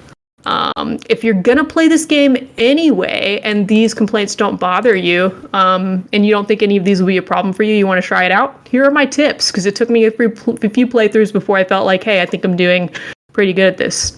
When you're trying to interact with an item and it's not working and you seem like you're frozen, look for alignment. Your sprite's going to look left or right the entire game. Sometimes if you're looking up and down to try and interact with something above or below you, you're not really aligned with the item and you need to adjust a little bit. I noticed maybe third playthrough that there's a white outline outside of each item I can interact with once I'm lined up the right way where I can actually pick it up or mix it or whatever I need to do. There is a bar at the top that helps you manage your day. You have to make a certain amount of money each day to pass the day. And there's a coin total that pops up on the screen. I would ignore the total and I would look at the progress bar at the top to kind of manage your day. It's just a lot easier to keep in your peripheral vision. I found that if I'm trying to look at the total coins instead of just spying where I'm at with the bar, I get distracted and I can't finish the day. The bar, ignore puddles and dirt. Like I said earlier, don't clean them, just walk around them. Ignore angry customers, like not even just the ones who are so mad at you they're about to leave. Like if they're already angry at you, you're going to have so many customers. If customers are already angry when they walk in and there aren't any non-angry customers around you can focus on, pick the least angry one. Just let the mad ones leave. You don't really get, as long as you can avoid damage if they're throwing things at you because they're mad at you, which is pretty cute. I just let them leave because they're not going to end up tipping me enough to where I can meet my goals. Don't worry too much about apologizing to rich people, to poor people, whoever, because it doesn't do much. Your time is just much better spent elsewhere. You should almost never be walking around empty-handed. You have to be empty-handed to apologize. So it's just not a good use of your time. It'll only move that bar a little bit. So I found it easier just not interact with this mechanic, even though I like the flavor of it. Always use all your money to upgrade. You need those status buffs, unless you're between day 4 and day 5 and you want to have pets next turn. Other than that, buy all the status buff stuff you can every time outside of that day. I find if you do these things, you can progress much further than most folks in the Steam reviews. But as always, know what you're getting into. Heed the warnings here. Watch a gameplay trailer. This isn't quite a buy it for me. If you can't tell, it's between a try it and a deny it. It's tough. If any updates are made to this game that I feel make it a little more user-friendly or just make it feel like something that was really play-tested and fleshed out to the same level that a lot of this awesome artwork in the game was. The artists certainly fleshed everything out. I would consider this a solid try it. But until then, buyer beware, especially the target audience of the game. Cozy players who don't mind a dash, don't mind things getting hectic, but don't want it to be the Elden Ring of shop sims. They want to have a good time, not rip their hair out. If that sounds like you, probably more of a deny it. If you want a challenge and you want to jump in and see what this game is about and enjoy some incredible art, and some really nice music and mechanics, really funny, flavorful world, and some awesome cats, I would say it's a try it. Cool. Sounds good. All right. Yeah, it seems like the big issue there is just it seems to be marketed wrong. Like they even have it in cozy bundles, and everyone in the comments is like, this is not a cozy game. This is a stressful, high octane, stressful piece of work that you need to be prepared for. Not cozy. Yeah, and if you knew that going into it, I wouldn't mind. But especially you and I were looking at this game before we got this for the show, and I was like, oh, cool, it's a cozy game. It says that, in the tags. It's a cute little witch. It looks like it's aimed at girls, and it has pets and decorations. I don't even objectively mind this game. I just feel like I'm not going to say it's a bait and switch because I don't want to imply intent here, and I think it would be offensive if I did and I wasn't sure. But I just feel like this is going to disappoint a lot of players who buy it for other reasons. So that's really my main. And thanks for bringing us back home to that, because that's a really good point. Cool. All right. Well, Brooke, that is it for you. We will let you get going so you can enjoy the rest of your night. All right. Night, you guys. I'm going to be listening to the TRINE 5 one, so I'll check you can stick around if you want. I didn't mean to rush out if you want to stick around. I might drop off halfway through TRINE 5. I gotta figure out some dinner, but I'm gonna hang out for a minute. So, Jacob, make me proud, my boy. I'll try to. He's gonna fail hard. Next game is TRINE 5, a Clockwork conspiracy developed by Frozenbyte, published by THQ Nordic, released August 31st on Xbox One, Series X and S, Switch, PS4, PS5, and PC for $29.99. TRINE series is back with its biggest adventure in their 5th outing. The heroes of TRINE are pitted against dastardly duplicitous villains who will stop at nothing to seize control of the kingdom. The clock is ticking to save the world of Trine. Jacob, tell us about your time with Trine 5, A Clockwork Conspiracy. So, with Trine, I've not played Trine 4 yet. I own it, which is, of course, like the famous thing of all video games, like we own them, but we haven't gotten around to them yet. But I used to play Trine 2 and Trine 3 quite a bit. And so I was happy that, not only is the series still going, but, new one's out. And so with this one, what I thought was pretty cool, because honestly, I haven't played them that much since I had kids, is that with co-op mode, there are 2 different versions that you can do. There's one where it's just like, okay, one person gets to be the mage, one person gets to be the knight, and the other person gets to be the thief. And then there's also another version where it's just like, yeah, you can be whoever you want. So if you want 3 knights running around, great. Yeah, you could just switch them on the fly. And if there's more than one of a certain character running around, that's just how it is. Which is great because with my kids, who briefly got to try this game out, my youngest was very firmly like, I'm going to be this one. And it's like, but we need this person to do this puzzle. I don't care. But it's like, okay, great. All right. So, so if you have somebody like that playing with you, you could just switch to that character and then get done what you need to do and then hop back to another one. So that's a very nice feature. Although, to be honest, the puzzles in this game were a bit above my kids. I didn't recall them being this difficult in 2 and 3, but anyway, so the plot of it is that, you're the usual heroes of Trine, and the queen is taking over the kingdom, even though she's in charge of the kingdom. I don't know. But anyway, she's taking them over with this army of robot soldiers, and of course it's up to the heroes of Trine to save the kingdom and do all that kind of stuff. And it's done with various, mostly puzzles and platforming that you have to do. Occasionally there is some combat, which, let's be honest, is if you don't use the knight for the combat, you're going to have a bad time. But I thought it was pretty cool how, with the puzzles, they still make you think. And one of the nice things about Trine is that it's more interested in getting you to solve the puzzle than, rushing you through the game. And so sometimes, all you have to do is just take a step back, look at your surroundings and figure out, okay, what do I need to do to go from point A to point B? And admittedly, getting the thief's rope to work, because you can use it to tie from 2 points and make a little rope bridge. Sometimes that could be a little difficult navigating it, and getting the rope bridge to actually stick. But once you finally get what the game developers want you to do, you're on your way, you're on to the next puzzle. And yeah, it's just it's a lot of fun. It's a very chill game. It's better with co-op, but single player is fine too.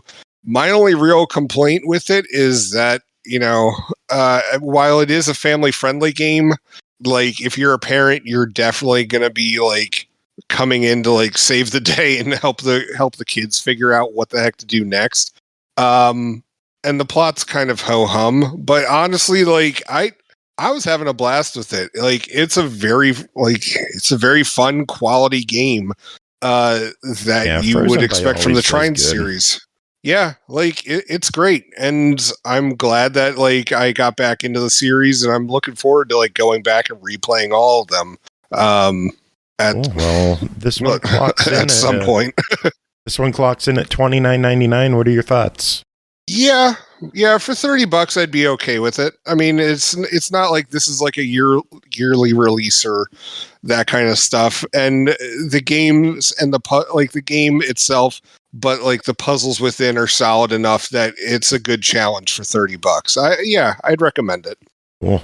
All right, next up is The Many Pieces of Mr. Coup, developed by Gammera Nest, published by Meridiem Games and Astrolabe Games. Released September 6th on Xbox One, Series X and S, Switch, PS4, PS5 for $19.99, Steam for $14.99. The Many Pieces of Mr. Coup is a whimsical point-and-click adventure with a surrealist story, astounding hand-drawn animations, and hilarious puzzles. Mr. Coup is trapped and broken into pieces, but most of all, he has no idea of what's going on. Is that a giant chicken over there? Aki, what the hell's going on in The Many Pieces of Mr. Coup? I would answer that, but if Mr. Coup doesn't know what the fuck's going on, what the fuck makes you think I know what the hell's going on? No, this is gibberish. This entire game is gibberish. This is like an acid trip someone had went slightly wrong. I have no idea. I've played through this game 2 entire times. I have no idea what the fuck's going on. I think Mr. Coup is sleeping. Probably. Or he's in hell. I'm not sure. But at the start of this, Mr. Coup is just this weird little amorphous guy. And these white gloves give him a gift. And the gift starts running away from him, even though it has no legs. It's very cartoonish. And then the gloves get beat up by some old dude with a cane, and everything just starts getting fucky-wucky, and it's fucky-wucky already, so it gets super fucky-wucky, and I don't know what the fuck is going on. You're like super profane tonight. Yeah. Some games bring that out of me. This is one of them. This game makes no sense. It hurts my head trying to make sense of this game. It's very much a point and click, I guess, kind of, sort of. He interacts with things that you click on, but there's not a lot to interact with. You just have to figure out how to interact with said things in the correct way to get him to move to the next scene. And so many of them don't exactly make any sense because this is all surrealism and it makes no sense. That's the kind of the point. Like, for instance, one of the first things you do is you can start up like an arcade game that ends up being like this little show instead. And then you find out it's not actually a show. It's a theater. And you get hit anytime you try to interact with it. So you have to get rid of the person who's hitting you. And it's so weird. And it doesn't make any sense. It makes no sense. Yeah, so it's weird and confusing. Is it fun? When it's not confusing you so much that it's infuriating you, yes. Is it fun to Well, the problem with answering that is, yes, it is fun until you hit a brick wall of, I don't know what the fuck I'm doing, because the game doesn't make sense because it's so surreal that the way they need you to solve a problem just isn't in the realm of your understanding. So that makes it very hard to figure out some of the solutions. I had to watch a walkthrough in order to get through a few solutions, actually, because I was just like, I have no idea what the hell I'm doing. I don't know what you want me to do. None of this is making any sense. And at those points, yes, it wasn't fun anymore because I couldn't figure out what I needed to do and what I was doing wrong because the game actively, purposely doesn't make any sense. But otherwise, yes, it was fun outside of those instances because it's this very interesting, hand-drawn, animated, cartoonish world that's mixed, if I'm remembering correctly, with some like pictures of clutter and stuff. So it's a really interesting visual design. It's very weird, which I like that it's weird. I would just like to understand the everything instead of being like, I don't know what I'm supposed to do here for like an hour and a half. I can't talk a lot about the game, mostly because it doesn't have a very sensical story, because you're just going from scene to scene, and half the time they don't really seem particularly connected to each other. And it's only like if you know what you're doing, it's like a I don't know, maybe a 3-hour game at max, maybe. It's going your first playthrough is going to probably take you 6 or 7 hours because you're going to get stumped and you're just going to be fiddling around with things unless you decide to use the hint book, which I very much suggest for your first playthrough. Use it constantly, every 5 seconds. Use it because it doesn't really give you a hint. It tells you what to do, more or less. It basically is like, you do this first, you do this second, you do this third. Now go do those things and you'll beat this. It's like, I like this kind of hint. I didn't want to use that on my first playthrough because there's an achievement for beating the game without using hints. And I was like, this can't be too hard because I got through the first couple areas and I was like, this is a little weird, but it's not bad. And then I just brick wall. I was like, you motherfucker, quit it.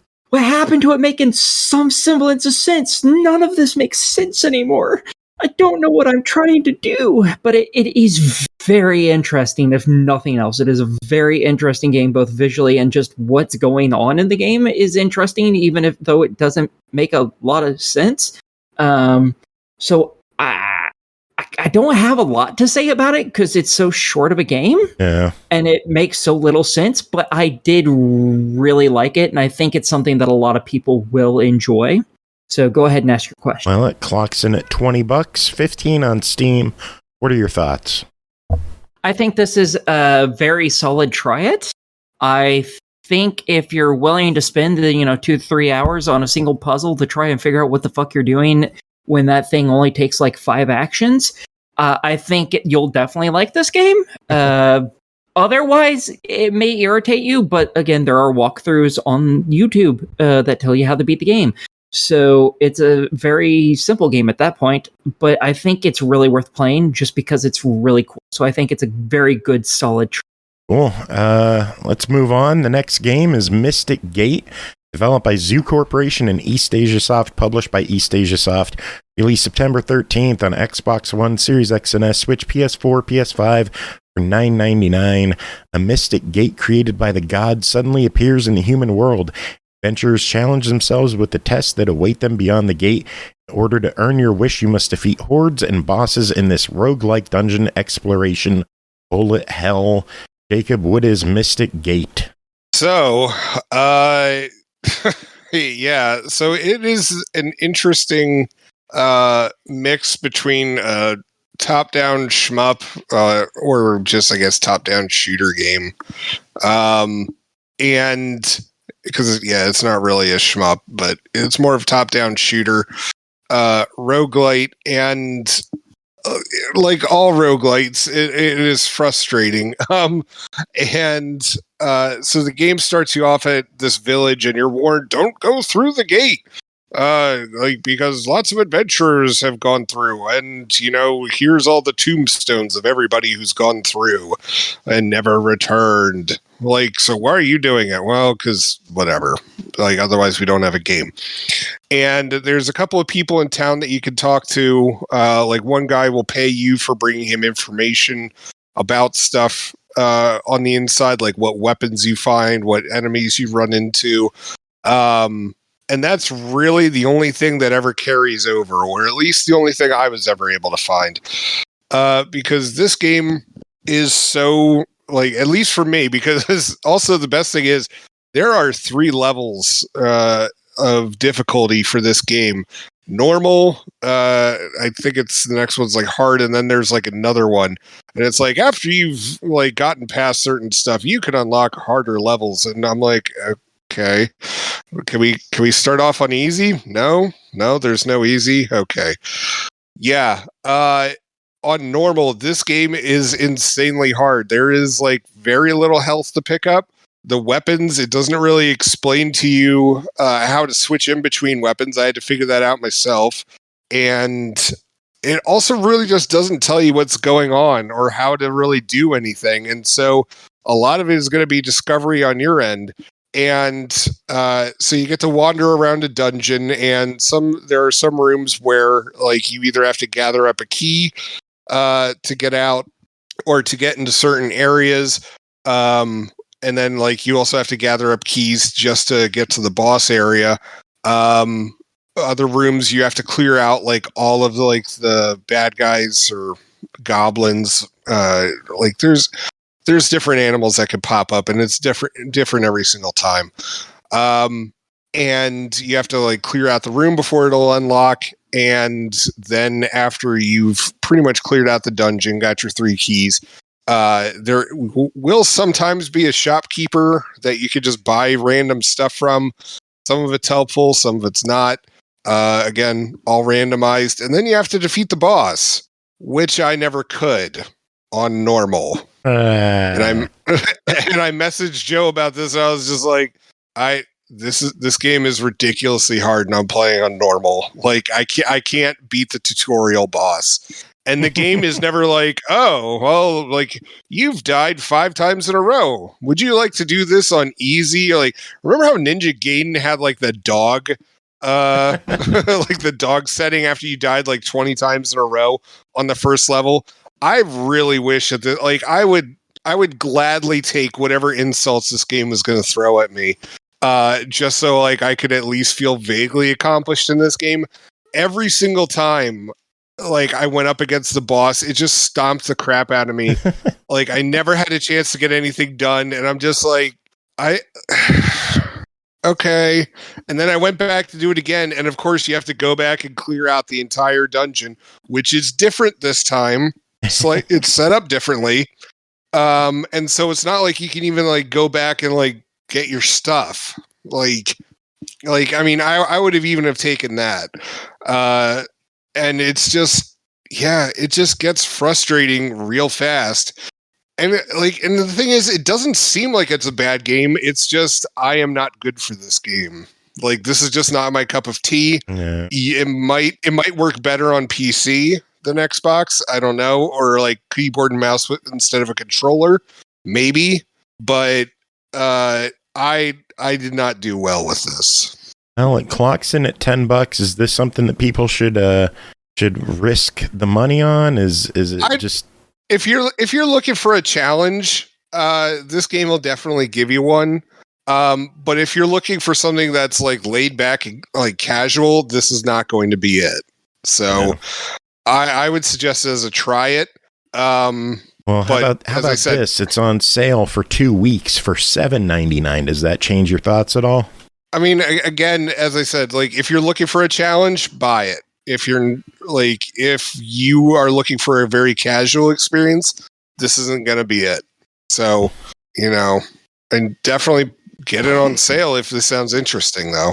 Cool.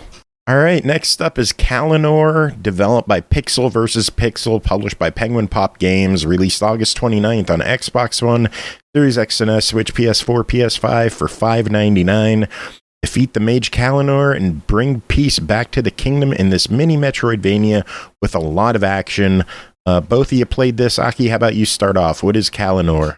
Okay, in this, you play as Random Knight, and your job is to kill the shit out of a sorcerer who has taken over the kingdom and its castle and turned it into a nightmare hellscape. Woohoo!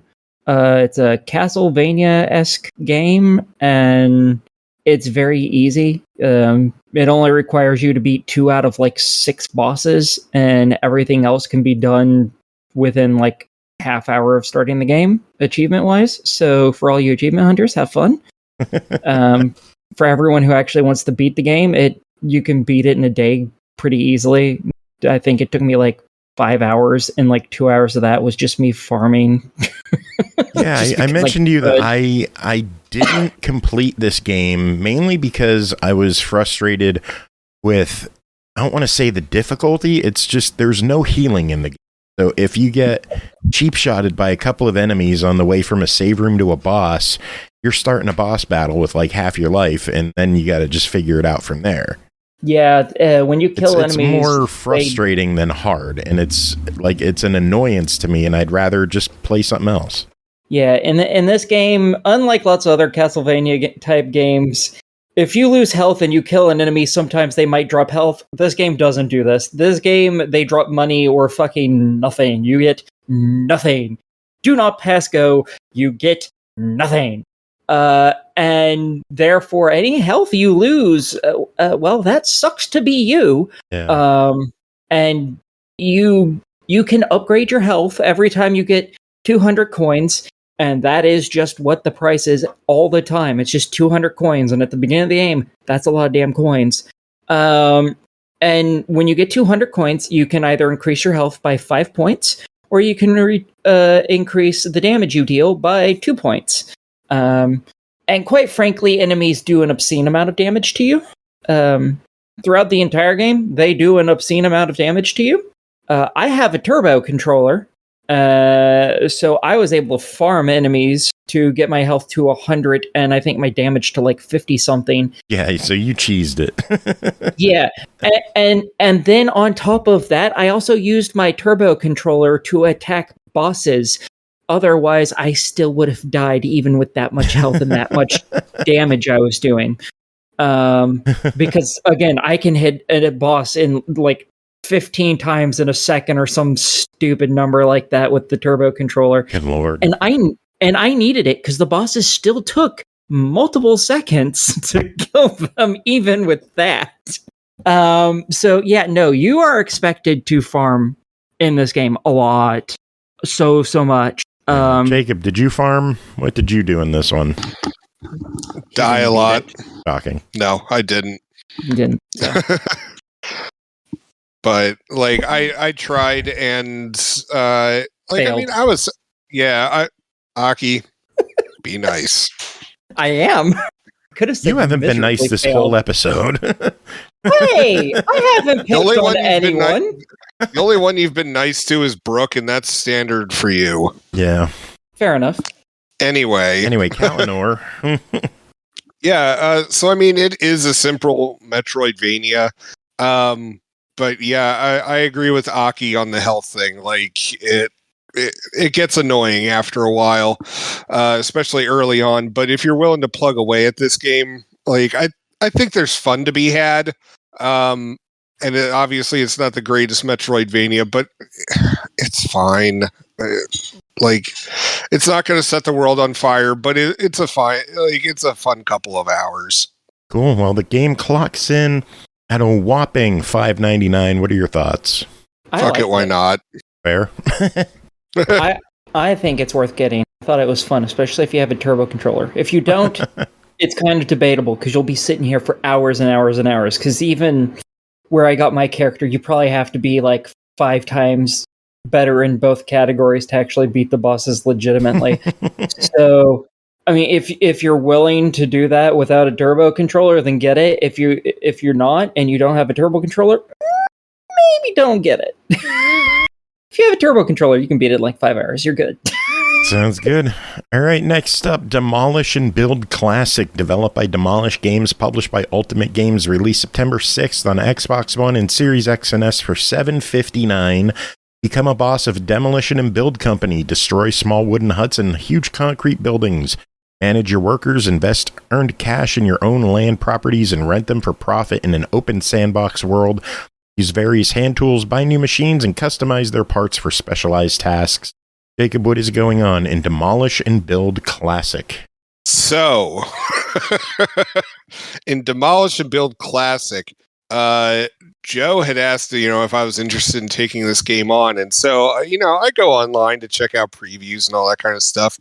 And I find one that says, we reviewed the original Demolish and Build when it came out a few years back. It was horrible in every way. Oh, geez. And I'm just like, all right, sign me up. Let's see what it's like. And so the game's storyline, if you can call it that, is that you're the head of a construction company which is in really big financial trouble. Which, if you're the head of it, I guess, I hope that you just started as the head honcho for it.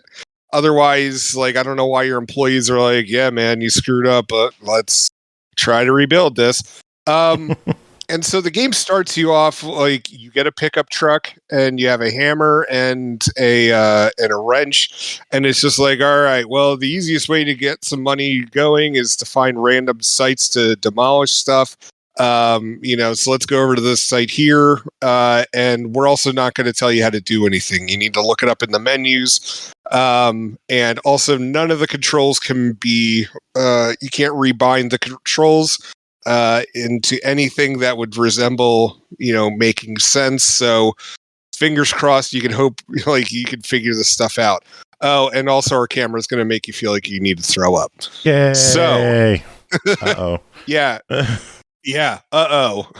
So you go to your first site and you demolish some stuff and you get your money, and then it's like, okay, let's start picking up other stuff, other contracts. And what that involves is that there's 5 different town areas that you can go around in. All of them look the same. And there's a bunch of spots on the map with question marks, which are just areas that you haven't been to yet that eventually you'll be able to do stuff with. And and the game doesn't really teach you any of what you're supposed to do. And so you could just go in there and just start buying up properties, which of course you have to repair before you can even start doing stuff. You'll need you'll need to install some tires here. Okay, so where do I get them? Well, we're not going to tell you that yet, and you're not allowed to buy them yet. So thank you for your $1,000. Have fun and, go away.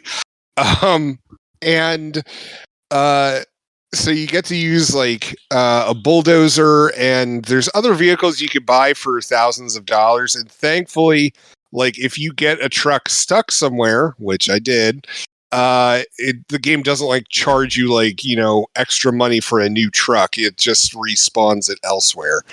Oh yeah, by the way, also driving the truck is vomit inducing, because the game has steering and acceleration and reverse all on the left thumbstick. And so the camera is also controlled by it. So if you're trying to turn left, you have to push forward and left at the same exact time, and the camera will not follow you properly. And it's just, it's not good. Is there anything positive with this game? Wow, the silence is deafening. I mean, all right. So I had some fun demolishing these little shack houses that I had to use a bulldozer on. But the problem is that the game has a habit, again, of just not telling you anything.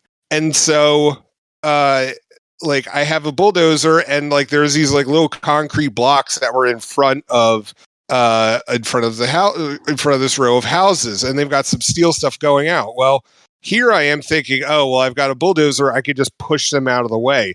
No, they actually damaged one of the treads. Okay, well, how do you fix the treads? Well, we're not going to tell you. And so, but you could use your worker sense, and obviously there was one area of my bulldozer highlighted, and it's okay, so do I have to just go and use the wrench to fix it? And so there I am using my wrench. It's doing nothing. My bulldozer's still stuck. And eventually I find a menu where it's telling me, oh yeah, by the way, your left tread is damaged. And you need to fork over some money to fix that. Thank God I had enough. And so once I do that, okay, obviously, apparently I'm not supposed to, go anywhere near these kind of concrete blocks. That's fine. And I eventually demolish the rest of the houses and stuff like that, and I get paid my money. But it's just, there's really not much going on for this game. And how much did you say it costs? It is $7.59, so $8. What are your thoughts? Is it worth the risk? Is it? I'd rather go buy 2 copies of Mystic Gate. Well, or wait, hold on. Mystic Gate's $7.99 on sale. I'd rather go buy Mystic Gate, and I would just rather be stuck in tutorial purgatory. All right, moving on through the magic of editing. Aki's role is now being played by Bree. Bree, how are you doing? Great. Had a lovely, relaxing vacation. And now you're still on the show anyway. How the hell did that work out? I traveled a far distance, and it's the magic of editing. And you're still here. Jacob's still here. We do have a few more games to talk about. You ready for these, Jacob? Yeah, although, I mean, Aki, I mean, you sound very different this time. How's that mech coming? Yeah, totally.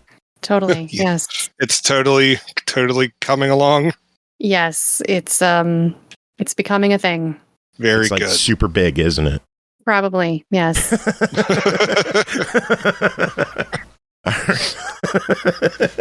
Bree, I just got to say, you do a very terrible Aki impression. I'm aware. All right, next game to talk about is Word Web by POWGI, developed and published by Lightwood Games, released September 12th on Xbox One, Series X and S, Switch, PS4, PS5 for $7.99. A new POWGI word game for fans of logic puzzles. Place the letters into the web so that every word can be found along a continuous path. The puzzle is known as Gaggin. Jacob, what is Word Web by POWGI? So with Word Web, it is a puzzle, and yeah, I mean, now that you had mentioned it, it's a logic game too. I was like, oh yeah, okay, that makes sense. It's very similar to Sudoku, kind of. All right, maybe not, but anyway, so you're given a grid, and you have to connect the word, like certain letters are already on the grid, and then you have to connect the words that you are given. You're given a list of like 10, 20 words at a time. And you have to make them just fit on the grid. And so like all words that have the letter E in them, because all letters can only be used once. So all words that have the letter E in them, they'll all be able to connect at that one point.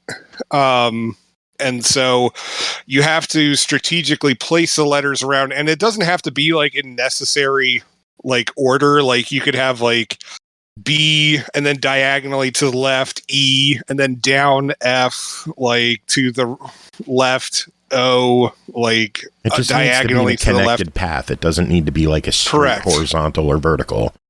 Yeah. And so you really have to think outside the box on this one. Which after I got done with Word Maze not too long ago. And that one was fairly simple, provided like you knew the subject and didn't need the word list. But this one honestly threw me for a loop. And at first I was very much like in the camp of like, I don't really like this one. This one's different, and I can't solve anything about it. But like the more I've been playing it, like I'm getting the groove of it. Like I'm still like kind of like, because as of late, the POWGI titles have been bouncing between like pretty easy to like insufferably hard, and I still haven't finished Ladders. Like I hate that game with a passion. And I was just like, oh, this is like the next Ladders. Like, and it's not. It's just you just can't blow through this game. You have to like think about where you're going to be putting all your stuff next. And so if you're looking for an easy puzzle game, this isn't going to be it. But if you want to like, if you're okay with a puzzle game where you're only going to solve like, 2 or 3 of them in a night, like, and like with like, I don't know, 40, 50 minutes of gameplay, then this is going to be up your road. This is a game of patience, not a game of, winning like incredibly quick. And so you really have to go in with that mindset. I dig it. I mean, it's POWGI. Their titles have always been solid. I really wish that they would get more music, because I'm really starting to get tired. Yeah, I'm really starting to get tired of hearing the same like 2-3 songs every single game. Like, please license out something. I don't care. Hire Grant. Hire Grant. Make it public domain music. I don't care if it's like British marches from 1915. Just something else. Like, whatever. But yeah, aside from the music, I think it's good. I'd recommend it. I liked it. Cool. Well, it's $8. We need a verdict. What do you think about Word Web by POWGI? Yeah, if you like puzzle games, definitely check it out. As I said, keep in mind this is one where it's a lot about planning and trying to figure out stuff. So it's not going to be like I'm going to get all my achievements super quick. No. Like, you're going to be working for it. Cool. Next up, this is an exciting one. Baby Shark Sing and Swim Party, developed by RecoTechnology, published by Outright Games, released September 15th on Xbox One, Series X and S, Switch, PS4, PS5, and PC for $39.99. Get ready, Shark family. We're going on a rhythmic adventure in Baby Shark Sing and Swim Party. Swim across the wide waters with Baby Shark, Mommy Shark, Daddy Shark, Grandma Shark, and Grandpa Shark to enjoy the Fantastic Festival, a spectacular festival where performers gather every year from all over the sea to sing, dance, and rock. Jacob, what is going on in Baby Shark Sing and Swim Party? First off, we have to give the notice that that Joe and I are brand ambassadors for Outright Games. This game code was provided to us for free for the purposes of this review. And for the purposes of the giveaway going on in chat right now. So snap! If you're listening to this on YouTube, you missed out. Well, anyway. Don't make the people on YouTube feel bad. Like, we require their listens. Anyway, also, I just want to say, like, when you said RecoTechnologies, immediately my brain went to Rico Suave. No, these are... and now I'm wondering what Gerardo's up to. No, I thought it was Gerardo. I thought it was Gerardo. Let's see. So what is anyway. Baby Shark Sing and Swim Party?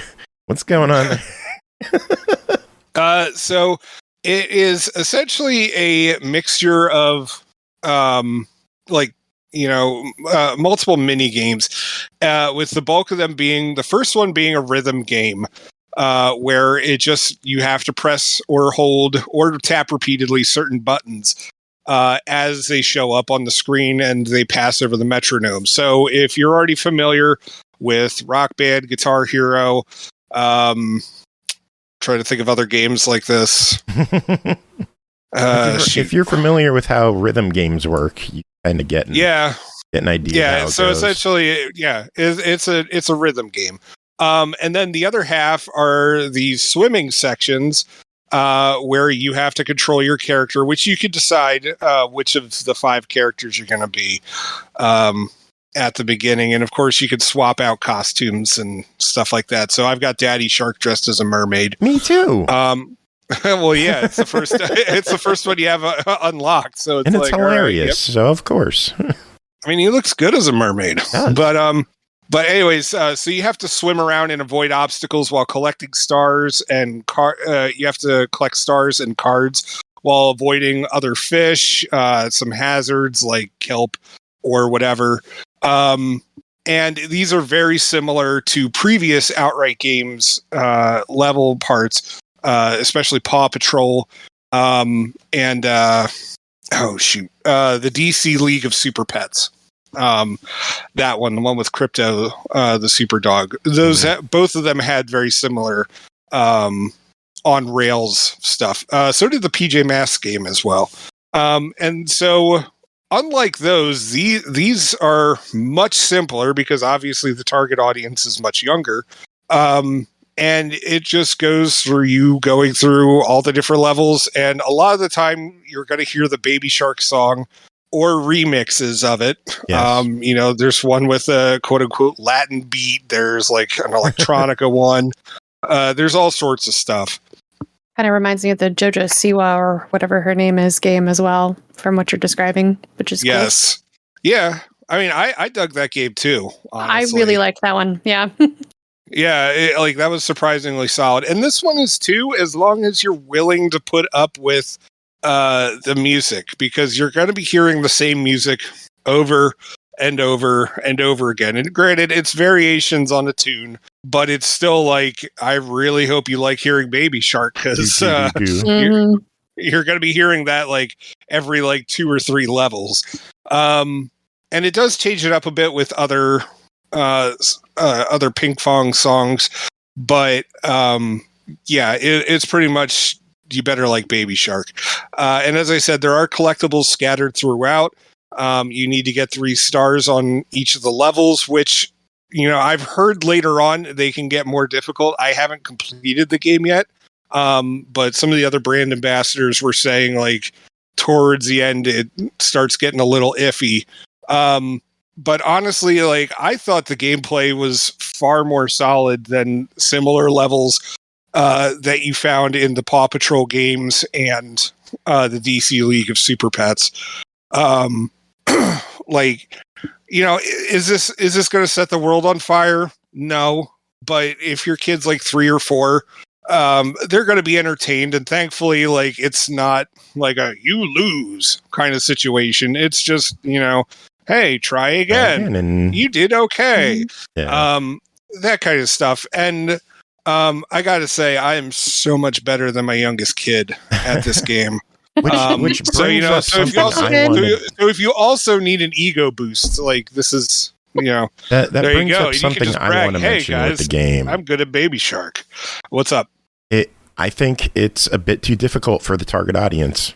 I think that the rhythm sections get too complex too quickly for the younger demographic, and I think the whole walking around, picking up everything, your speed needs to be a little bit faster, because if a star passes you, you're never catching it.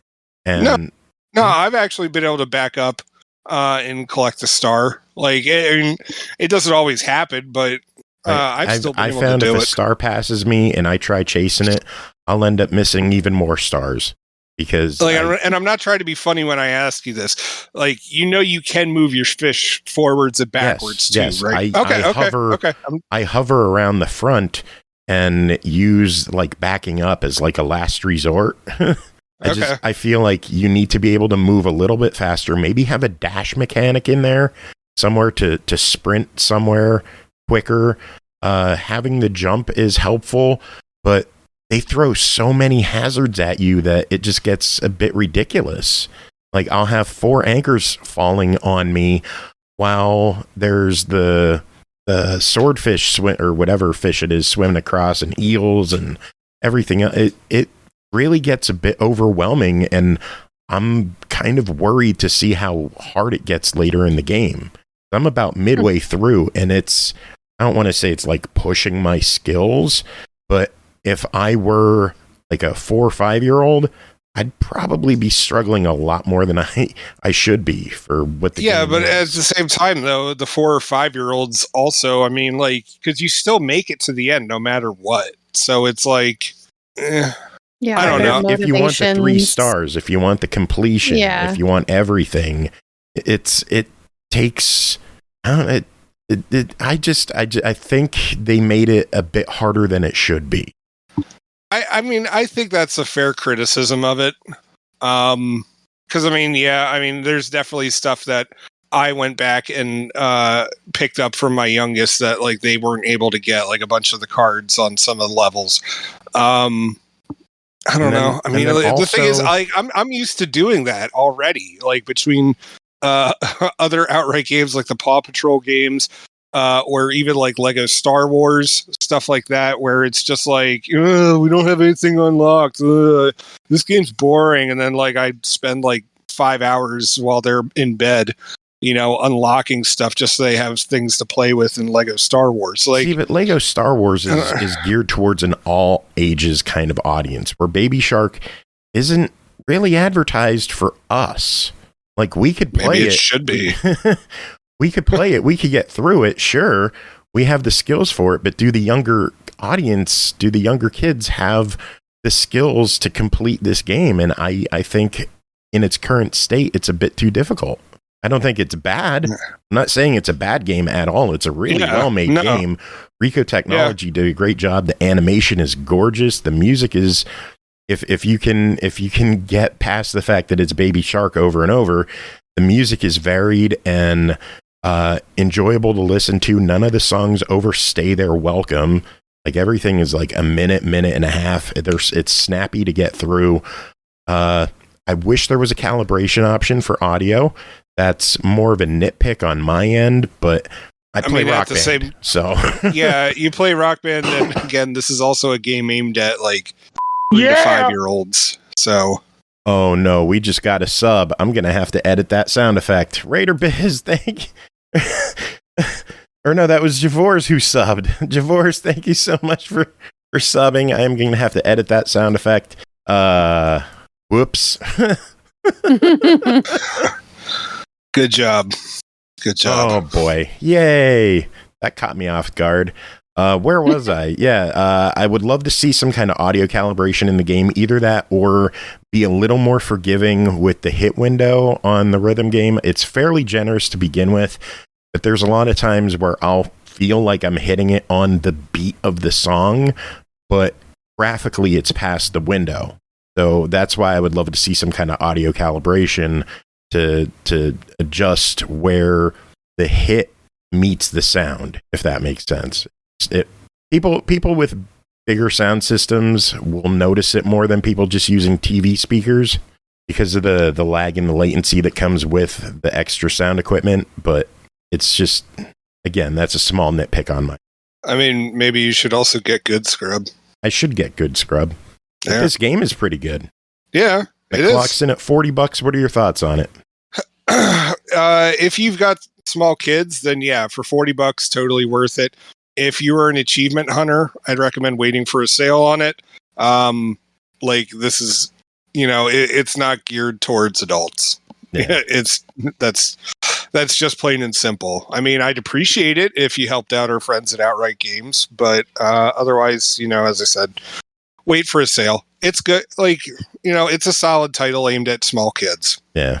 Cool. All right. One last game to talk about tonight is a preview of the game Party Animals, developed by Recreate Games, published by Source Technology. This one's coming out September 20th on Xbox One, Series X and S, and PC. For $19.99, fight your friends as puppies, kittens, and other fuzzy creatures and party animals. Plot out with your friends both online and offline. Interact with the world under our realistic physics engine. Did I mention puppies? Jacob and Bree, what is going on in Party Animals? Bree, do you want to start this one off? I'm going to say, because I've probably had a little less time since there was, a vacation in there to play with this, but my best description overall of the game is basically Fall Guys presents Gang Beasts, and it's got different elements that you have, like a store and different challenges to do and different game modes and things going on. But then you have all of the like floppy physics fighting kind of stuff that you're gonna see in like Gang Beasts. So I don't know. That's my best description of it so far. Yeah, that's kind of where I am with it. I put some time into the online with it, and I put some time, some attempts at the tutorial in it. These kind of games, like if you can click with these kind of games, they're fun to play. If you have a hard time playing games with the weird physics and the weird controls, like Human Fall Flat, like Gang Beasts, what other games are like? See, that's the thing. Like, because for me, like the only other game like this that I've played is really just Human Fall Flat, and I'll be honest, I wasn't really a fan of it. Like it felt annoying while I was playing that, and so I had done the tutorial first with this game, and the game walks you through like this is how you walk, this is how you pick up stuff. This is how you do various attacks, various attacks. This is how you jump, which is, they have it selected for Y, which is like very weird, which is the weirdest thing. And I don't know if like they did that like on purpose or just figured that we would never use jump as frequently. And so they would remap it to something else. And it's just, it doesn't feel right. And then, you go through this tutorial, you do your stuff, and you have to take on this guy in a wrestling ring at the end of it. And it's like, toss him out of the wrestling ring. And the thing is that like I did it by accident. Like I couldn't catch the guy. Oh, really? I managed to get him out. I was doing the tutorial earlier. I got through it pretty okay after I figured out how to drop the item in my hand. I spun around in circles with the guy for like 2 minutes, just chasing him, basically chasing my tail. And I couldn't get out of this loop with the thing, so I just quit out of the game. Yeah. Okay. I don't know if it glitched on me that I couldn't get I could not get any kind of space away from this thing. I mean, it really just sounds like this is the second round of Get Good Scrub, Joe. Yeah, pretty much. It's just, I don't know. These games never really clicked well with me. And this one, I was looking forward to it because it looks cute. I played some of the online. The online is a lot better than the tutorial because you're playing with other people and you're doing various games instead of trying to deal with an AI that is insufferable. The online, it felt like the games went too long. Oh my God. Like, yeah, definitely. All of them felt like they went on for way too damn long. And I had a soccer match that went on for 11 rounds. And by the fifth round, I was already just like, please just end this game. Like, this has stopped being fun. Yeah. Like, when does this game end? And I honestly wondered if I had accidentally like gotten into a game, like a never ending game with bots or something like that. Like, cause it just kept going back and forth. And it was like, I get how this is kind of exciting, but it's just like everyone moves slow. Everyone has these weird physics and it's hard to accomplish anything. And, and then I also did the ice hockey one. And honestly, I was getting knocked out, by the puck constantly. And it's just like, if you're on the if you are just on the receiving end of that puck as it just slides across, like you're out for like a good, 10 seconds. Oh, getting up takes so long in this game. Well, yeah, and then there's a stamina thing I didn't understand until I went back and did the tutorial, because I just jumped into some stuff without the tutorial. But I think there's not enough tutorial because I actually did not understand some of what I was trying to do in some of these different maps or game modes. And there really wasn't much to tell me. I'm just sort of figuring it out as I go along. That was weird. Yeah, I also felt like the tutorial didn't the thing is that it explained it, but I also wasn't aware of where I was supposed to be able to read my stamina to figure out where the heck it is. And honestly, I wish it had offered more practice before just chucking you out there. I don't know. Well, it's still in playtesting right now. It releases next week. Hopefully they make some changes with it at the last minute. I think I would love just a little bit better controls, a little more intuitive controls. Let us and shorter games. I will say this: get rid of the replays online. Oh my lord, the amount of replays that I wish I could just hit A and skip through, and they take so long. Honestly, I will say this: one of the I thought it was awesome, how it took no time at all to find a game for it. I was connected within 7 secones. I was very impressed with that. Yeah, same. Very good. But yeah, overall, I'm still when it, because it's coming to Game Pass, right? I don't believe so. Or is it? Wait, let me check. I thought it was. Yes, it is. It is. I was confusing it with a different game. All right. Because according to the game, I've earned a bunch of achievements, and I was like, yeah, same. I'll log back in to grab my achievements, but I don't know if I'm gonna keep playing this. I might give it I might give it another chance later on, but right now I just There's a lot to play, and I don't know if this one is gonna earn my time, but it's on Game Pass, so I'll maybe it'll find it downloaded. I'll give it a go when the full release happens. I'll see how the online. Whoa, Jordan! Thank you so much for I can't even see $15. Thank you so much for the donation. I forgot I had that sound effect on here. That is, I forget what that's from. That's something Chris linked. Again, the sound effect just threw me off tonight. At least I don't have to edit that one. Yeah, the game, it's it has issues, but I hope it does well. I know they're talking about possibly bringing it to other platforms in the future, so hopefully that'll help grow the audience. What are your thoughts? Is this something we should keep our eyes on? I definitely want to put some more time into it. I wasn't able to do as much with custom matches because it doesn't have full functionality right now. But I think that there is something fun for me in potential custom where I can just play with my friends and have fun, like being goofy and floppy and falling all over the place and punching each other. And, I feel like there's some value in that. I'm not sure if there's an opportunity in queuing to team up with actual friends otherwise. So, that's something I want to know more about as that goes on, because I feel like I had fun with gang beasts and stuff like that with friends, or even, being able to play Fall Guys and queue into duos and things like that with friends. So I'd like to definitely see where this goes. Cool. All right. Well, again, that game comes out on the 20th. It'll be $20 or available with Game Pass. So check it out. That's it for this episode. We made it through the whole thing. Kind of took a couple of extra days, but we did.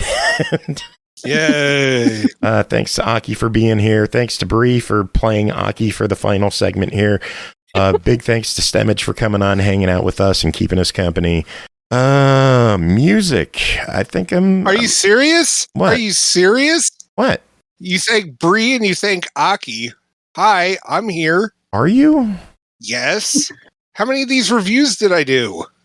I don't know. I'm not paying attention. Bunch. I mean, no, that's not fair. You're not allowed to be the one that doesn't pay attention. I am. Okay, then how about this? I'll let you pick the music.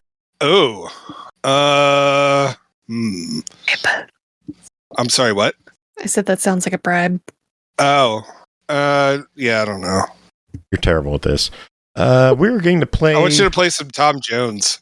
No. It's not unusual to go out with anyone. Ba ba ba ba ba ba. I don't think I have any friends who cover Tom Jones. Well, maybe you were just making the wrong friends. I know someone who covered Barry Manilow. There you go. Do some Barry Manilow. Oh my heavens.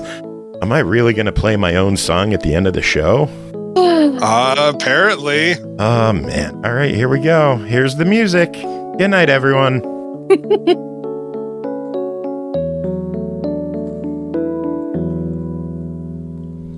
I remember all my life raining down as cold as ice.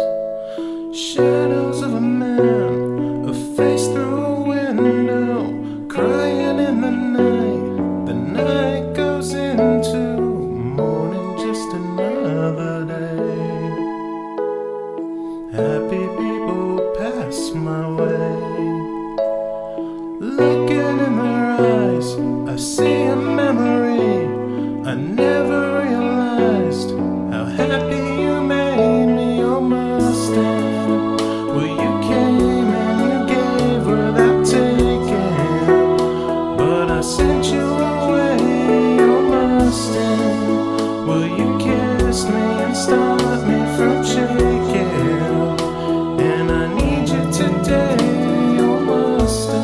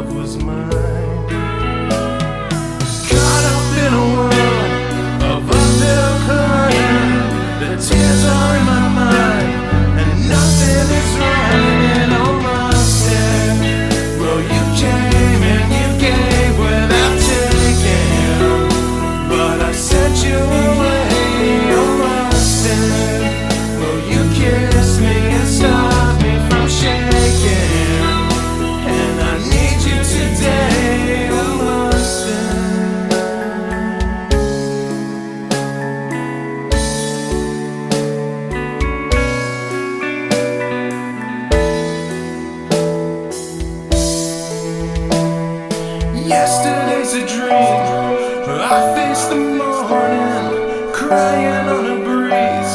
The pain is calling, oh master. Well, you came and you gave without taking, but I sent you away, oh master. Well, you kissed me and stopped me from shaking, and I need you today, oh master. Well, you came and you gave without taking, but I sent you away, oh master. Well, you kissed me and stopped me from shaking, and I need you today, oh master.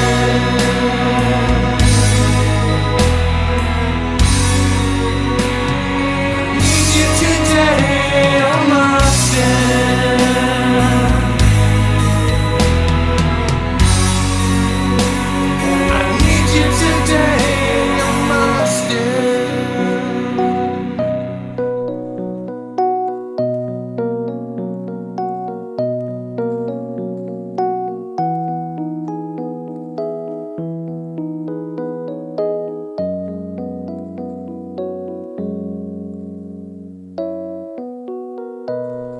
Mommy, can I have a chocobo?